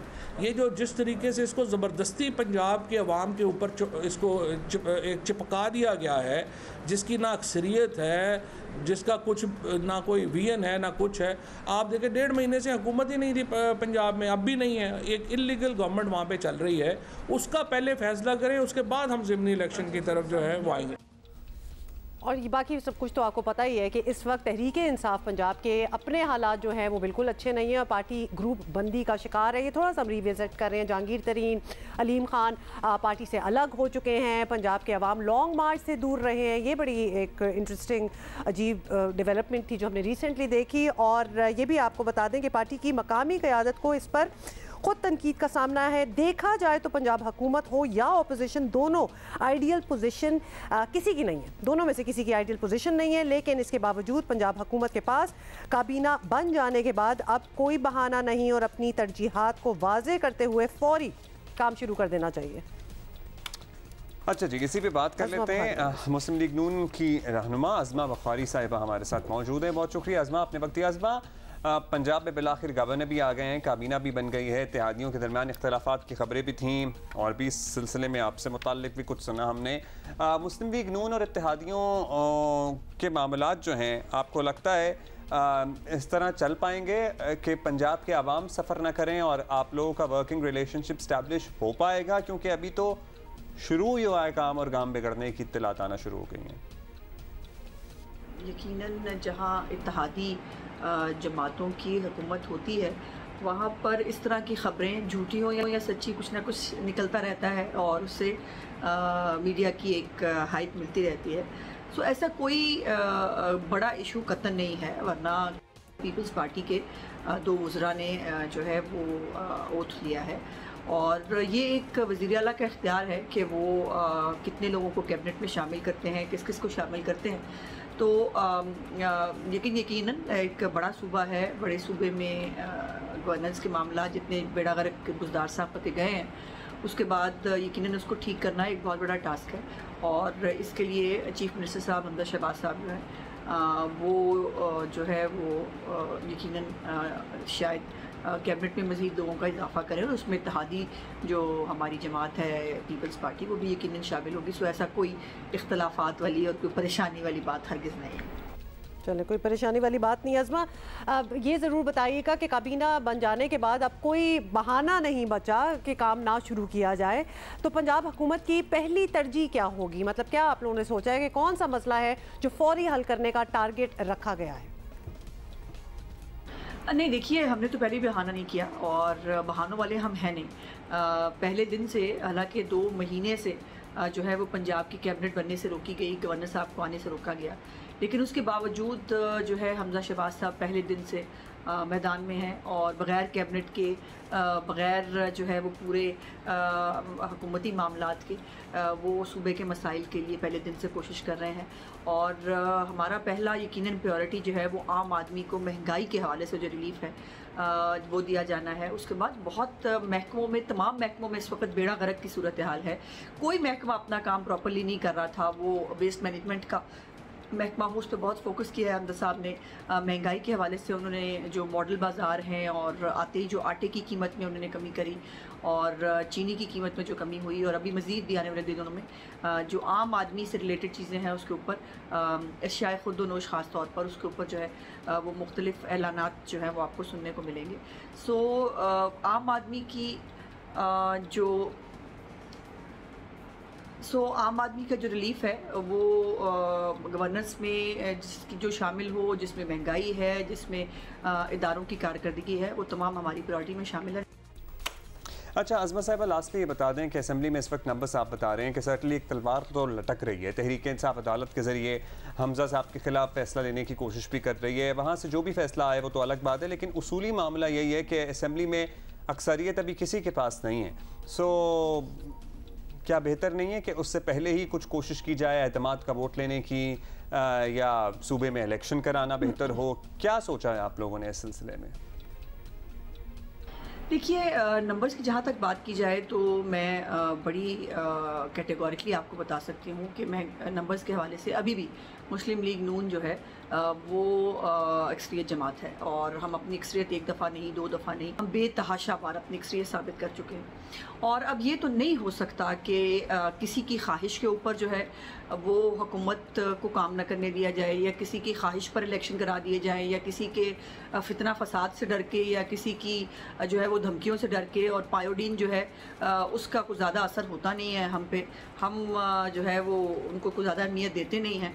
सो इसलिए मैं नहीं समझती कि हमें जो है वो कोई भी चैलेंज दरपेश है। इंशाअल्लाह ताला ये अदालतों को इस्तेमाल करके अदालतों से अपनी मर्ज़ी के फ़ैसले लेने की ये कोशिश जो है पहले दिन से कर रहे हैं। फ़ैसले इनके हक़ में आए तो अच्छा होता है, और अगर ना हक़ में आए तो फिर ट्रेंड चलाए जाते हैं, फिर धमकियाँ दी जाती हैं। सो ऐसा कोई भी चैलेंज पंजाब हुकूमत को दरपेश नहीं है। पंजाब हुकूमत बिल्कुल कंफर्टेबल है, और हमारी अब कोई तवज्जो जो है वो किसी तरफ नहीं है। हम तवज्जो एक ही है कि हमें आम आदमी को रिलीफ देना है। पंजाब की जो तरक्की का सफ़र शहबाज साहब की जो है मौजूदगी में जहाँ रुका था, अब इंशाअल्लाह ताला वहीं से हम इसको आगे लेके जाएंगे। शुक्रिया आपका आज़मा बुखारी साहिबा। लेट्स सी क्या होता है। खैर, बहुत से मामलात अदालतों ने तय करने हैं, लेकिन आपने जो मामलात हैं वो आवाम की फलाह के हैं। अगर आप खुला दूध वगैरह इस्तेमाल करते हैं तो उस पे से आप फिर मलाई जमा करके और घी निकाल सकते हैं, खुद से भी घी निकाल सकते हैं। सो वो आपको अम्मी डज इट। मतलब मलाई वाला बिट तो पता है मुझे। हाँ, उसके बाद उसे पकाना ही होता है आई गेस, और आई डोंट नो उसके बाद वो मक्खन निकल आता है, घी निकल आता है, something gets out of it, clarified मक्खन। हाँ, और वो रोटी वगैरह में भी इस्तेमाल हो सकता है, अगर आप पराठे अगर आपने खाने हैं तो। ये बात हम इसलिए भी कर रहे हैं 2 वजूहात से, कि एक तो भूख लगना स्टार्ट हो गई है, और दूसरा ये कि आज है वर्ल्ड मिल्क डे। आज वर्ल्ड मिल्क डे, और मिल्क की कीमत जो है वो तो ना ही आप पूछें कि 150 रुपये फ़ी किलो से भी तजावुज़ कर गई है बहुत से जगह पर बात मामलात। और लेकिन दूध की अफादियत पे भी ज़ोर देना चाहिए, पर्टिकुलरली ख़वातीन में बड़ी उम्र में जाके हड्डियों की बीमारी ऑस्टियोपोरोसिस, क्योंकि उन्होंने बच्चों को दूध भी पिलाया होता है, और भी बहुत सारी फ़िज़िकल ट्रॉमा से गुजरी होती हैं during pregnancy and child birth. तो ख़वातीन में ये इशू ज़्यादा होते हैं, तो औरतों को तो बहुत ख़ास ख्याल रखना चाहिए। दूध का इंटेक ज़रूर एक हद तक, एक बैलेंस्ड हद तक ज़रूर अपनी डाइट में शामिल करना चाहिए, बिकॉज़ हमने देखा है ना बड़ी उम्र में बहुत सारी ख़वातीन के हड्डियों के इश्यूज हो जाते हैं। ये भी एक बड़ी वजह होती है कि उन्होंने जवानी में या बचपन में अपना उस तरह से ख्याल नहीं रखा होता जिस तरह मतलब ये भी फिर वो वन ऑफ दोज थिंग्स है जिसकी एक सब्सिडी, आई एम सॉरी, लेकिन होनी चाहिए। मतलब इतनी इंपॉर्टेंट चीज़, बेसिक नेसेसिटी आप इसको कर लें, जहाँ बच्चों को भी ज़रूरत है, बड़ों को भी ज़रूरत है, बूढ़ों को भी ज़रूरत है। और वो हमारे यहाँ इसकी कीमत, जिस तरह कि अब्दुल्ला अभी आपने बताया कि ये 150 रुपये पर लीटर पर किलो, किस तरह आप इसको करेंगे, लेकिन कहने का मतलब ये है कि it is really out of your pocket now and out of your budget. कितना दूध पी लेंगे, बड़ा सोच समझ के अब ये करना पड़ेगा। Actually coming back to that, हर चीज़ ही सोच समझ के अब करनी पड़ेगी, बिकॉज़ क्या चीज़ है जो नहीं महंगी। इंपोर्ट्स पे जब बैन हुई है तो उसका क्या सूरत हाल है, लेकिन वो इतना महंगा है। और बाज़ बच्चे एक्चुअली ये खुला दूध या इस तरह का काऊ मिल्क वगैरह इस्तेमाल कर नहीं सकते, उनको ऐसी मेडिकल कंडीशंस होती हैं जिनके लिए इंपोर्टेड डब्बे का दूध ही होता है। सो आई होप कि उनके लिए बहुत सारे मसाइल ना हों इस वक्त, क्योंकि वो मतलब आप अंदाज़ा नहीं लगा सकते कि एक दूध अफोर्ड करना इस वक्त आम आदमी के लिए कितना मुश्किल हो चुका है। सो अभी तो ये सारी सूरत हाल है। अच्छा जी, अब जरा हम वो बातें करते हैं जिससे हमें एक सेम्बलेंस ऑफ होप होती है पाकिस्तान में कि हमारे जो लोग हैं वो ज़बरदस्त काम कर रहे हैं। और हम ये भी कभी कभार इनसे बात करके समझना चाहते हैं कि how do you disregard all the tensions जो हम मुल्क में साथ साथ चली रही होती हैं, जैसे महंगाई वगैरह एंड ऑल, एंड येट आपकी अपनी कॉन्सेंट्रेशन अपने काम पे होती है। 2022 के लिए जी फोर्ब्स मैगजीन की 30 अंडर 30 एशिया की फहरिस्त में 4 पाकिस्तानी जो हैं वो अपनी जगह बना चुके हैं, कामयाब रहे हैं। और उनमें से एक शबाना शाह भी हैं, और जिनको फोर्ब्स में सिनफी मसावात पर काम करने के लिए नुमाया किया गया है। और वो जनाब एक उनका भी स्टार्टअप है, उसकी वो बानी हैं और उसकी शरीक बानी है। एक ऐसा प्लेटफॉर्म है जो पाकिस्तान में लड़कियों, ख़वातीन और ट्रांस कम्युनिटी को सियासी, समाजी और मौशी मदद फराहम करता है। इसके अलावा शबाना शाह ने कई हकूक़ निस्वा की तहरीकें शुरू की और 2016 में मोहम्मद अली ह्यूमैनिटेरियन अवार्ड्स जीतने वाली पहली एशियाई भी ये बनी। और 2019 में उन्होंने अक़वाम मुत्तहिदा की ख़वातीन की क्या उसे कहते हैं जनाब, एक कैटेगरी होती है, खैर यूथ टास्क फोर्स में शामिल होने के लिए इन्हें मुंतखब किया गया। अच्छा जी, शबाना हमारे साथ हैं। शबाना, बहुत बहुत शुक्रिया। पूरी आपकी एक लिस्ट है ऑफ योर अचीवमेंट्स हमारे सामने, लेकिन हमने सोचा आपसे बात करते हैं, आपके मुबारकबाद भी दे, आपसे सीखें भी। विमेंस राइट्स की बात करती हैं आप, ट्रांस राइट्स की बात करती हैं। ये पहले ही आप इस्टेब्लिश कर दें कि ये कितना मुश्किल काम है, या हमारे मुल्क में ख़ास तौर पे राइट्स की बात करना, मार्जिनलाइज्ड कम्युनिटीज़ की। औरतें तो चलो फिर भी बड़ा ही मुश्किल काम है, हालांकि we are equal members of the society, लेकिन ट्रांस राइट्स की बात करना, हाउ डिफ़िकल्ट इज़ इट? शुक्रिया। देखें, जब आप जनरली भी हकूक़ की बात करें, राइट्स की बात करें, तो वो हमेशा बहुत चैलेंजिंग रहता है। चैलेंजेस सिर्फ आपको कम्युनिटी लेवल से नहीं बल्कि आपको हर जगह से फेस करने पड़ते हैं। तो जब आप ख्वाजा सराओं की और ऐसी कम्युनिटीज़ की बात करें, उनके हकूक़ के लिए आवाज़ उठाएं जो कि ऑलरेडी मार्जिनलाइज्ड हैं, आइसोलेटेड ग्रुप उनको कंसिडर किया जाता है, एक्सक्लूडेड ग्रुप कंसिडर किया जाता है, तो चैलेंजेस का बहुत सामना करना पड़ता है। उसमें आपको एक एक्स्ट्रा माइल जाकर अपनी थोड़ी सी लाइफ को, पर्सनल लाइफ को पीछे छोड़कर आगे काम के लिए निकलना पड़ता है। तो चैलेंजेस तो काफ़ी ज़्यादा थे, हैं और मेरे ख्याल से रहेंगे जब आप हकूक़ की बात करेंगे, चाहे वो पाकिस्तान में हो या कहीं भी हो। तो मेरा ये ख्याल है कि चैलेंजेस के साथ साथ जब आप देखते हैं कि कहीं ना कहीं पे आप किसी न किसी इंसान की ज़िंदगी तब्दील कर रहे हैं, कोई ना कोई आपका इनपुट रहा है उसमें उनकी अपलिफ्ट के लिए, एम्पावरमेंट के लिए, तो मेरे ख्याल से वो फिर इंसान को मोटिवेशन मिलती है कि नहीं, we should keep on doing this.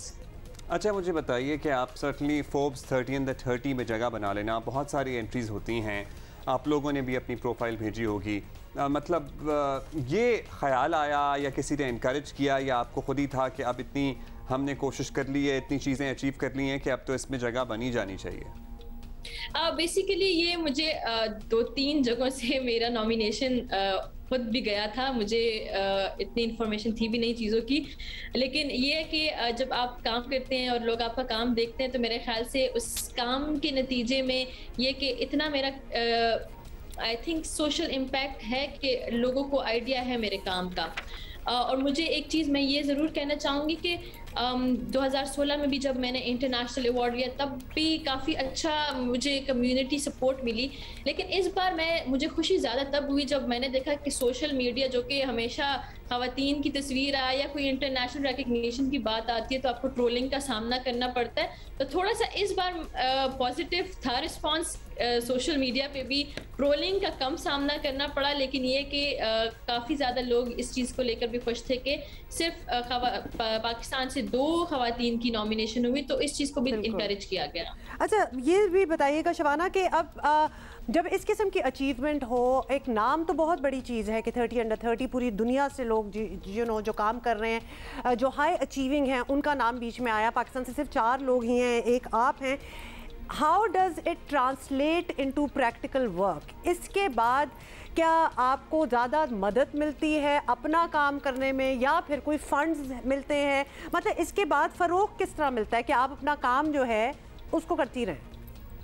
देखिए, इसमें जो सबसे ज़्यादा मुझे लगता है कि इम्पॉर्टेंट होता है वो आपके जो नेशनल लेवल पे आपके मुल्की सतह पर रिकग्निशन का होना बहुत ज़रूरी होता है। बिल्कुल, क्योंकि हम काम कर रहे होते हैं, काम हमारा ज़्यादातर पॉलिसी एडवोकेसी के ऊपर है, सर्विसेज प्रोविजन के ऊपर है, और हमारा काम डायरेक्टली होता है गवर्नमेंट इंस्टीट्यूशंस के साथ, पब्लिक इंस्टीट्यूशंस के साथ। जब हमें इस तरह की रिकग्निशन मिलती है तो ऑब्वियसली आपके जो मुल्की इदारे हैं, जो आपकी गवर्नमेंट्स हैं, वो भी रिकग्नाइज करती हैं कि इनका काम इस लेवल का है कि इन पर इंटरनेशनल रिकग्नाइज किया जा रहा है। तो काम का इम्पैक्ट और फिर वो इन्फ्लुएंस जो एडवोकेसी का आपको आता है वो बहुत पॉजिटिव रहता है। वो उस चीज़ के ऊपर ज़रा बेहतर तरीके से काम होना शुरू होता है। जब आप एडवोकेसी के लिए जाते हैं, आप पॉलिसी रिफॉर्म्स के हवाले से बात करने पार्लियामेंट जाते हैं या गवर्नमेंट इंस्टीट्यूशंस के पास, तो मेरे ख्याल से थोड़ा सा इन्फ्लुएंशियल हो जाती है बात। एंड आई थिंक आपको अपने आप को एकदम बार बार इंट्रोड्यूस करने की भी ज़रूरत नहीं पड़ती होगी, क्योंकि वो आपका नाम जो है वो एक रिकग्निशन बन चुकी होती है, तो डेफिनेटली।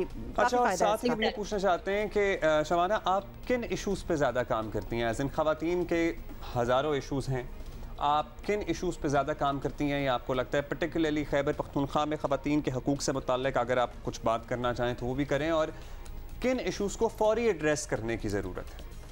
देखिए, बेसिकली हमारा काम जो है वो फोकस्ड है कौन सी ऐसी लेजिस्लेशंस हैं जिनकी वजह से ख़वातीन को जो है वो वायलेंस का जो शिकार होती हैं उनको सपोर्ट प्रोवाइड की जा सकती है। तो हमारा बेसिकली फोकस जो था वो साइको लीगल सपोर्ट सर्विसेज के ऊपर था, क्योंकि हम देखते हैं कि बहुत सारी ख़वातीन, बहुत सारे ख्वाजा शराब, बहुत सारे जेंडर बेस्ड वायलेंस के इश्यूज़ का सामना कर रहे होते हैं, लेकिन चूंकि उनके पास इतनी ज़्यादा फाइनेंशियल रिसोर्सेज नहीं होते, एक्सेस का इशू होता है, तो वो लीगल सपोर्ट जो है वो हासिल नहीं कर सकते।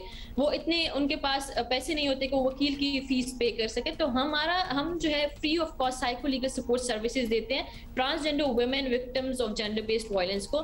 साथ साथ हमारा फोकस पॉलिसी एडवोकेसी के ऊपर भी है कि ऐसी पॉलिसीज और ऐसी लेजिस्लेशंस बनाई जाएं जो कि ख़वातीन और ख्वाजा शराब के एम्पावरमेंट को जो है वो एक तो सपोर्ट कर सकें, साथ साथ फिर जो पॉलिसीज बन जाती हैं उनकी इम्प्लीमेंटेशन को बेहतर तरीके से जो है वो किया जा सके। क्योंकि मेरा ख्याल है एक बहुत बड़ा चैलेंज हमेशा जो काम को लेकर आए वो यही है कि बहुत अच्छी लेजिस्लेशंस पॉलिसीज बनती रही हैं, हमारे पास आती रही हैं, हमने बहुत सपोर्ट किया गवर्नमेंट्स को इस चीज़ के ऊपर, लेकिन वो फिर पॉलिसीज लेजिस्लेशन सिर्फ एक पीस ऑफ पेपर बन के रह जाती है, उनकी इम्प्लीमेंटेशन नहीं होती। तो हम चाहते हैं कि हम ऐसे इदारों को कैपेसिटेट करें, उनकी इतनी कैपेसिटी बिल्डिंग गवर्नमेंट इंस्टीट्यूशंस की और स्टेक होल्डर्स की करें कि उनको पता हो कि एक तो जेंडर सेंसिटिव जो है पुलिसिंग या gender sensitive delivery of services जो है वो क्या होता है, जब उनके पास कोई विक्टिम या सर्वाइवर है तो उसको कैसे डील किया जाए। शिवाना, बहुत ही बड़ा चैलेंजिंग आपका काम है, क्योंकि इसका सबसे बड़ा मैं कहती हूँ बेसिक पॉइंट तो ये है कि लोगों की माइंडसेट बदलना, लोगों को उस तरफ माइल करना कि बाकी भी उतना ही डिजर्व करते हैं जितना आप करते हैं। मतलब आप लोगों की तरफ से अभी हमारी एक कांस फिल्म फेस्टिवल में हमारी एक मूवी, उसका भी कुछ इसी किस्म का टॉपिक था, खासतौर पे ट्रांस राइट्स के हवाले से अगर बात की जाए। अफसोस की बात यह है कि दुनिया से ये टॉपिक बड़ा सराहा जाता है, जिस तरह आप लोगों को 30 अंडर 30 में ये बड़ी अचीवमेंट मिली है, हमारी एक मूवी को अवार्ड मिला है, लेकिन ऑन द ग्राउंड अभी भी वो बड़ा ही अदम बर्दाश्त है। हम अभी भी हम अपने आप से मुख्तलिफ लोगों को बर्दाश्त नहीं कर सकते। तो इस पे लोगों को एक्सेप्ट करना कि देयर आर अदर पीपल और भी हैं, बिल्कुल आप जैसे नहीं है, लेकिन बड़े अच्छे लोग हैं, बड़े हार्ड वर्किंग लोग हैं। ये मुश्किल तो होगा, पर इतनी बेसिक सी बात समझाना, बाकी चीज़ें तो बात की बात है। देखिए, बिल्कुल ये बहुत मुश्किल है समझाना, और मुझे लगता है कि मैं अभी से नहीं बहुत सालों से ये समझाने का काम कर रही हूँ, लेकिन मेरे ख्याल से माइंडसेट चेंज करना आपका सबसे मुश्किल काम होता है कम्युनिटीज़ का।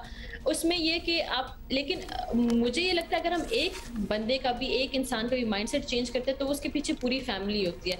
जहाँ हम सुनते हैं कि वालिदैन अपने बच्चों के सामने बोल रहे होते हैं कि ट्रैफिक सिग्नल पे कहीं पे ख्वाजा शराब को देख के ये तो हिजड़ा खड़ा हुआ है, तो ये डेरिवेटरी टर्म्स जो हम यूज करते हैं, अगर हम ये भी बेसिक से भी अगर शुरू करें समझाना कि ये भी जिस तरह मर्द है, औरत है, उस तरह ख्वाजा शराबी है, उसी तरह हम उनकी इंक्लूजन करें, ना सिर्फ अपने कम्युनिटी लेवल स्कूल के अंदर बल्कि ये भी है कि जो गवर्नमेंट की इनिशिएटिव्स हैं उनके अंदर भी, तब मेरे ख्याल से चेंज आएगा। जहां आपके फॉर्म्स पे मर्द और औरत लिखा है वहां आप ख्वाजा शराब का ऑप्शन भी डालें, तो यहाँ से चेंज आना शुरू होगा। तो मेरे ख्याल से कम्युनिटी में एक्सेप्टेंस तभी आना शुरू होगा। दूसरा ये कि आपने बात की कि कम्युनिटी की सेंसिटाइजेशन के ऊपर, तो हमने ना सिर्फ ये काम किया कि ख्वाजा शराब की सेंसिटाइजेशन और उनकी कैपेसिटी बिल्डिंग करें उनके इश्यूज और राइट्स को लेके, बल्कि हमने म्यूचुअल इंटरेक्टिव डायलॉग्स रखे कम्युनिटी के और ख्वाजा शराब के दरमियान, ताकि लोगों को ये पता चले कि उनके इश्यूज क्या है और वो इश्यूज हमारे जैसे लोगों की ही वजह से ज्यादातर हैं।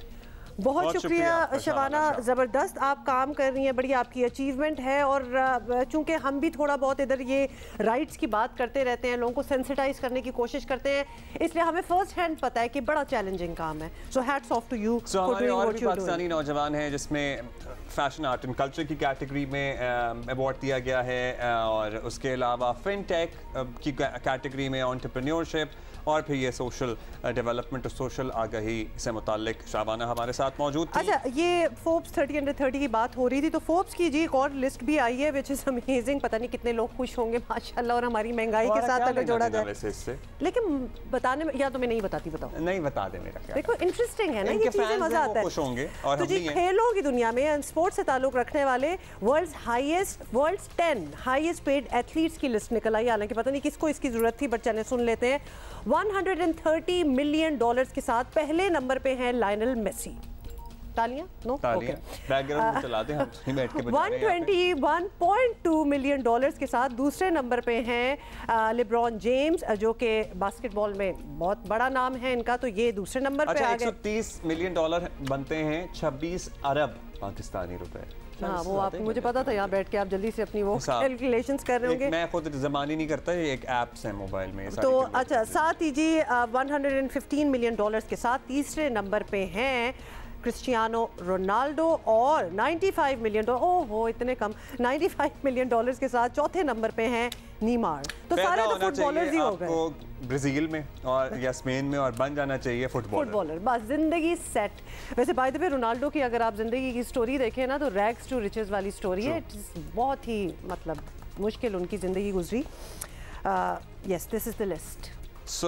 हमने लाइनल मेसी का ही हम हिसाब लगा सके हैं अब तक, और सिर्फ लाइनल मेसी के कन्वर्ट करके 26 अरब रुपए पाकिस्तानी रुपीस में इनकी दौलत की मालियत। अरब में कितने जीरो होते हैं? सालाना कमाते हैं भाई, ये सालाना बाय द वे कमाते हैं, सालाना कमाते हैं। वो वाली लिस्ट है, ये वो वाली लिस्ट है। अच्छा जी, इससे ये इनके एसेट्स हैं, उसकी मालियत तो अरबों में नहीं खरबों में है। सो ये सिर्फ सालाना जो इनकी एक साल में जितना कमाते हैं ना पैसे, ये उतने पैसे हैं।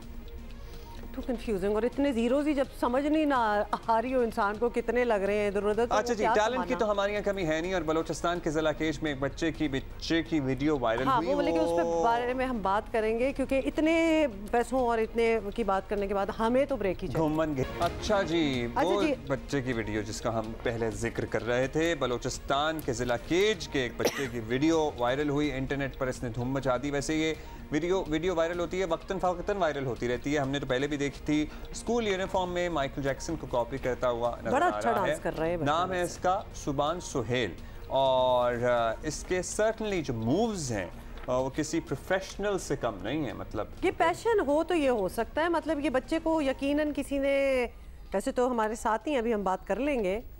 अच्छा, वैसे इसकी जो वायरल होने वाली वीडियो थी ना, वो एक और भी थी जिसमें वो बाहर आउटडोर वायरल वीडियो दिखाएं।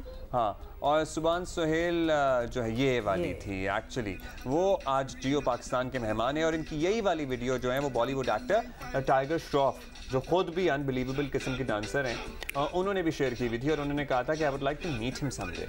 सो सुबान के टैलेंट की रिकग्निशन जो है वो हर जगह हो रही है। सुबान, थैंक यू, शुक्रिया आपने वक्त दिया। सबसे पहले तो ये बता दें कि आप कितने साल के हैं, कहाँ रहते हैं, कौन सी क्लास में, कौन सी जमात में पढ़ते हैं? मेरा नाम सुबान सुहेल है, मैं 10 साल का हूँ। ज़िला केज के एक गांव के नपुलानी में रहता हूँ। हाउ क्यूट, बड़ी खुशी हो रही है कि हम आपसे बात कर रहे हैं माशाल्लाह। अच्छा, तो डांस के बारे में बताओ ना सुबान, के ये लगता है कि बड़ी प्रैक्टिस आप करते रहते हो, अम्मी से डांट भी खाते होगे क्योंकि आप यही करते रहते हो। इतना अच्छा डांस है कि ऐसे ही नहीं आ सकता, प्रैक्टिस होती है ना? जी नहीं, मैंने प्रैक्टिस नहीं किया था, मैं ये सब हर वक्त करता रहता हूँ। मतलब हर वक्त ही करते रहते हो। अच्छा, मुझे ये बताओ कि नेचुरल टैलेंट आपके इलाके में सर्टनली इंटरनेट वगैरह भी मुश्किल से चलता है, तो कहीं तो देखा होगा ना, तो कहाँ देखा ये, देख के सीखा? मैंने टाइगर श्रॉफ की फिल्म्स देखकर ये सीखा, मैंने टीवी पे ये सब देखा और सीखा। टीवी पे देख के सीख लिया। हाउ क्यूट इज़ दैट, मतलब कि टीवी, यूट्यूब ऐसी चीज़ों पे एक्चुअली आजकल सीखा इसी तरह जाता है, कौन कोई क्लासेस वगैरह लेता है। सुभान, जल्दी से ये बता दें तो मौका कहाँ मिलता है इस टैलेंट को दिखाने के लिए? क्योंकि अब पूरी दुनिया ने तो टैलेंट देख लिया, टैलेंट तो आप में है, लेकिन अपने जहाँ आप रहते हो इर्द गिर्द कहाँ कोई स्कूल के फंक्शन हो, शादियाँ हो, किधर डांस करते हो? जी हाँ, ज़रूर मौका मिलेगा। हाँ, हम शादियों में डांस करते हैं। मौके का इंतजार है। अच्छा। अभी भी। How cute is he.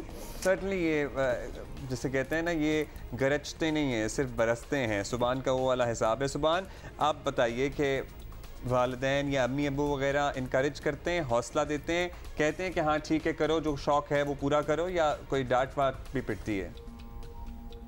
अब्बू अम्मी मेरा हौसला अफजाई करते हैं और भी देते हैं। Okay, thank you. This was Subhan's first TV appearance, by the way. Thank you, Subhan. So natural talent जब होता है ना बच्चों में, तो हमें ऐसा लग रहा होता है कि इस बच्चे को इनकरेज किया जाए तो ये बहुत आगे जाएगा। और ख़ास तौर पे क्योंकि वो इतना वायरल हुआ कि जिनको एम्यूलेट कर रहे हैं, टाइगर श्रॉफ एक बॉलीवुड का नाम है, तो उन्होंने भी फिर आगे लिखा कि भाई मुझे भी बड़ा मिलने का शौक़ है, तो कभी मौका मिला तो ज़रूर मिलेंगे। और बच्चों के लिए ना इतनी सी बात भी बहुत, मतलब it really makes their life, तो वो बड़ी इंकरेजिंग बात हो जाती है। गुड ऑन सुभान। आपको बताएं बड़ी इंटरेस्टिंग बात है, और पाकिस्तान में जैतून की काश्त का प्रोजेक्ट जो है वो बड़ी कामयाबी से जारी है। और हमारा मुल्क अब हर साल, ये बहुत से लोगों को शायद नहीं पता हो कि हर साल तकरीबन 1500 टन जैतून का तेल और 830 टन जो जैतून है as in the fruit olive पैदा कर रहा है। इसके अलावा पाकिस्तान अब इंटरनेशनल ऑलिव काउंसिल का 19वां रुकन भी बन गया है।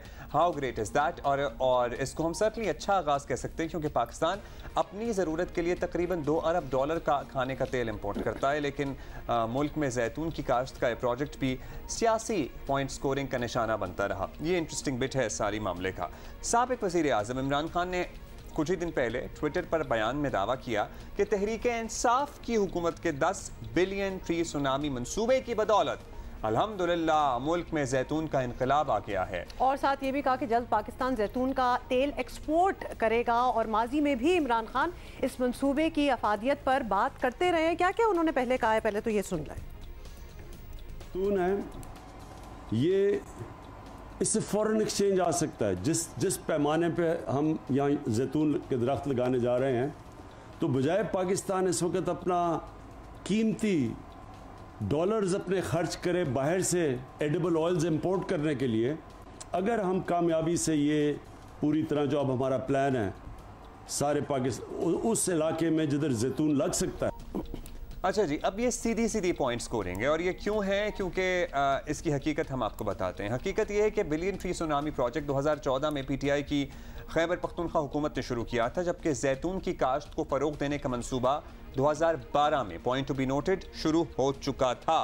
और ये मंसूबा इटली के ताबन से शुरू किया गया था, जो 2015 में मुकम्मल भी हो गया था। और जैतून की काश्त का मंसूबा पाकिस्तान एग्रीकल्चर रिसर्च काउंसिल के ज़ेरे एहतमाम शुरू किया गया था इटली के ताबन से। इसका बिलियन ट्री या ट्रिलियन ट्री सुनामी, और उसको हम अंडरमाइन नहीं कर रहे हैं, वो सर्टनली अपनी जगह एक बेहतरीन मंसूबा है, होगा, लेकिन इसका उससे कोई ताल्लुक नहीं है। इसलिए अपने खाते में हर चीज़ नहीं डालनी चाहिए। इस बिलियन ट्री सुनामी से कतई इसका कोई ताल्लुक नहीं है। जैतून की काश्त में मिलने वाली कामयाबियाँ सर्टनली अहम है पाकिस्तान के लिए, लेकिन अभी अहदाफ बहुत दूर हैं और इस पे मज़ीद तवज्जो देने की भी ज़रूरत है। अच्छा जी, हमें ज्वाइन किया है chairman Pakistan agriculture research council doctor Ghulam M Ali साहब ने। डॉक्टर साहब, सबसे पहले तो ये बता दें, क्योंकि कुछ हम क्लैरिटी भी चाहते हैं, समझने की कोशिश भी कर रहे हैं, कि सबसे पहले बताएं कि जैतून की पाकिस्तान में काश्त का प्रोजेक्ट जो है वो कब शुरू हुआ, और कब शुरू हुआ, कैसा था, और इसका मकसद पहले सोचा ही क्यों था कि जी ये हम फर्टाइल हमारा ग्राउंड है फॉर दिस, तो ये किस तरह हुआ? जैतून का प्रोजेक्ट हमने एक्चुअली इटालियन साइंटिस्ट से मिलके 2001 में एक पायलट प्रोजेक्ट के तौर पे हमने स्टार्ट किया था कि पाकिस्तान में यही जस्ट टू आइडेंटिफाई कि कौन कौन से एरिया में पाकिस्तान में हम ऑलिव को ग्रो कर सकते हैं। तो इनिशियली तो वो चूँकि वो हमने स्टार्ट किया 2001 में, और फिर हमने 2014 में प्लानिंग डिवीज़न से एक मेगा प्रोजेक्ट, उसी जो हमारी फाइंडिंग्स थी और वो जो हमारे पास रिज़ल्ट आए थे, उसकी बेस पे हमने 2014 में एक 2 बिलियन का प्रोजेक्ट वो स्टार्ट किया, जो कि पूरे पाकिस्तान में हमने उसको वो लेके चले। और उस प्रोजेक्ट में ये था कि बाहर से जो इटली से और टर्की से और स्पेन से डिफरेंट वैरायटीज़ को हमने पाकिस्तान में इनिशियली इंट्रोड्यूस किया और एरियाज़ आइडेंटिफाई किए, और वही प्लांट्स आज अल्हम्दुलिल्लाह जो वो फ्रूटिंग पे हैं और हम ऑयल भी एक्सट्रैक्ट कर। अच्छा, प्लीज़ बता दीजिए डॉक्टर साहब, अब इतने साल हो गए इस प्रोजेक्ट को चलते हुए, अब आप इसकी रफ्तार, इसके नताइज, जो रिज़ल्ट्स हमें मिल रहे हैं, इससे मुतमईन हैं? क्या वाकई हमारे लिए आगे चलकर मईशत को सपोर्ट करने में एक अहम किरदार अदा कर सकता है? अल्हम्दुलिल्लाह, अल्लाह ताला का शुक्र है कि हमने बिल्कुल, मैं तो इसमें मुतमईन हूँ कि जिस तरह से फार्मर इसको अडाप्ट कर रहा है और जिस तरह से ये फैल रहा है जो डिफरेंट एरियाज़ में, जैसे मैंने बताया कि बलूचिस्तान का बहुत एरिया जो बहुत सूटेबल है वो इन्वायरमेंटल कंडीशंस, और फिर ये हमारे जो पोठवार रीजन है, पोठवार रीजन में हमने बहुत फार्मर्स ने इसको वो एक्सपेंड किया, और जो वज़ीरिस्तान का और जो केपी में बहुत से वो एरिया है वो उसमें, इसमें अब तक तकरीबन 14,000 एकड़ पे हम प्लांटेशन इसकी वो कर चुके हैं, और 5 मिलियन के करीब प्लांट्स जो हमने डिस्ट्रीब्यूट किए हैं जो फार्मर्स में जो अभी तक वो लगे हैं। और जो ओवरऑल अगर हम देखें तो पाकिस्तान में तकरीबन 4 मिलियन हेक्टेयर इस तरह के एरियाज़ हैं कि जिसमें हम ये इसको इंट्रोड्यूस कर सकते हैं। इनिशियली इसको पानी की ज़रूरत होती है, लेकिन लेटर ऑन जब पौधे बड़े हो जाते हैं, ऑर्चर्ड बड़े हो जाते हैं, तो ये ड्राउट कंडीशन में भी ये परफॉर्म कर सकता है कि रेनफेड एरिया में, और जो नेचुरल जो पानी है उसके साथ, तो ये इसकी। और दूसरा ये है कि पौधों की जो लाइफ बहुत लंबी होती है। अच्छा डॉक्टर साहब, एक और चीज़ में आप मदद कर सकते हैं कि इस मुतालिक अवाम में आगही बहुत कम है, बहुत ही कम चीज़ें हैं जो अवाम को पता हो, इन्फॉर्मेशन भी कम है, तो आपकी नज़र में कौन से ऐसे इलाके हैं जहां ये काश मज़ीद बढ़ाई जा सकती है और किन फसलों को इनफैक्ट रिप्लेस भी किया जा सकता है? उन एरियाज़ में जहाँ पे चिलिंग और लो टेम्परेचर है, जिस तरह मैंने बताया कि टांक, वज़ीरिस्तान और वो एरियाज़ केपी के, और फिर जो हमारा जो पोठवार रीजन है इसमें बहुत सक्सेसफुल है, और बलूचिस्तान का एरिया स्पेशली।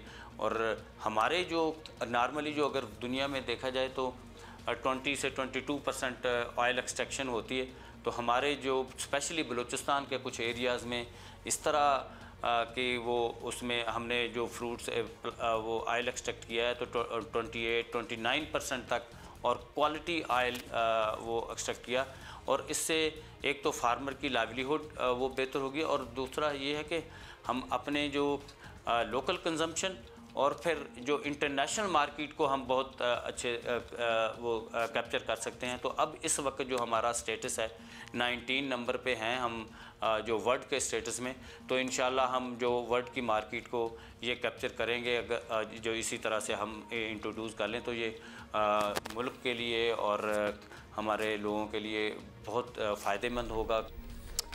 बहुत शुक्रिया doctor Ghulam M Ali, chairman Pakistan agriculture research council. So this is one avenue जिस पे हमें टोटली काम करना चाहिए और ज़बरदस्त काम हो भी रहा है। Olive growing. भारतीय अदालत ने कश्मीर के बेटे जद्दोजहद आज़ादी के सिपाही और हुर्रियत रहनुमा यासीन मलिक को छोटे मुकदमात में 2 बार उम्र कैद की सज़ा दी है। झूठे सॉरी। और आपको साथ ये भी बता दें कि यासीन मलिक जो है वो अब तिहाड़ जेल के अलहदा एक सेल है उसमें मुंतकिल कर दिया गया है। उनको तिहाड़ जेल के हुकाम ने यासीन मलिक की वालदा और बहन को मुलाकात से रोक दिया और उन्हें कैद तन्हाई में रखा गया, आइसोलेशन में वो टोटल बिल्कुल। जम्मू कश्मीर लिबरेशन फ्रंट की यासीन मलिक को जेल के अलहदा सेल में मुंतकिल करने की मजम्मत करते हुए उनकी तरफ से कहा गया है कि भारत यासीन मलिक साहब को ज़हनी तशद्दुद का निशाना बनाकर नफ्सियाती मरीज़ बनाना चाहता है। भारतीय अदालत ने वाज़ेह है कि 25 मई, अभी तकरीबन 6 दिन पहले 25 मई को हुर्रियत रहनुमा यासीन मलिक को झूठे मुकदमे में उम्र कैद की सज़ा सुनाई थी और यासीन मलिक ने भारत की कैंगरू कोर्ट से सज़ा से मुताल्लिक भीख मांगने से साफ इनकार कर दिया था। जी, इसी पे हम बात करेंगे। हुर्रियत रहनुमा शमीम शॉल साहिबा जो है वो हमारे साथ हैं। शमीम शॉल साहिबा, आपसे बहुत सी वैसे तो हम बातें करना चाहते हैं, लेकिन सबसे पहले तो ये बताइएगा कि भारतीय हुकूमत और अदलिया की मिली भगत ही इसको हम कहेंगे, उसके बाद यासीन मलिक को मुजरिम करार दे दिया गया है, तो सख्त तरीन सज़ा भी सुना दी गई है। किसी कश्मीरी लीडर के साथ ये पहली दफ़ा नहीं हुआ और कभी कश्मीरियों की जद्दोजहद पर जो है वो फ़र्क भी नहीं पड़ा इस चीज़ से, तो वो भी चलती रहती है। तो फिर भी भारत ऐसा क्यों कर रहा है जब उनको पता है कि इसका ऑपोजिट ही रिएक्शन हो सकता है? यह दिन है भारत की तारीख में कि उनकी जुडिशरी ने जो 22 जुडिशरी है और जिन्होंने मोदी को और वहाँ के आवाम को सेटिस्फाई करने के लिए यासिन मलिक पर इस वक्त लाइफ इम्प्रिजनमेंट उम्र कैद की सज़ा सुनाई है और इस वक्त पूरा कश्मीर सरापा एहतजाज है, ख़वातीन सड़कों पर है। लेकिन ये इसलिए भारत कर रहा है कि कश्मीर की जो जदोजहद है उसको दबाने के लिए पहले उन्होंने लीडरशिप से दूर रखा है आवाम को, उन्होंने डिस्क्रेडिट करने की कोशिश की और जब लोग अपने लीडरों के साथ जुड़े रहे तो उन्होंने उनके लिए और कोई चारा नहीं था कि उन्होंने बायस जुडिशरी जो है, जो मातहत है हिंदुस्तान के मोदी के लिए, तो उन्होंने उस जुडिशरी को इस्तेमाल करके उनको सज़ा सुनाई है उम्र कैद। अगर हम देखेंगे कि उसकी सारी ज़िंदगी तो जेल में गुजरी है। शमीम साहबा, यासिन मलिक साहब के साथ जो हुआ और जिस अंदाज में मुकदमा चलाया गया, ये तो वाज़ेह हो गया है कि कश्मीरियों को भारत में वो हुकूक हासिल ही नहीं है जो किसी भी तरह इंसानियत की किसी भी मैयार पर पूरा उतरते हों। हमें तो नज़र आता है, दुनिया को क्यों नहीं नज़र आता ये सब कुछ?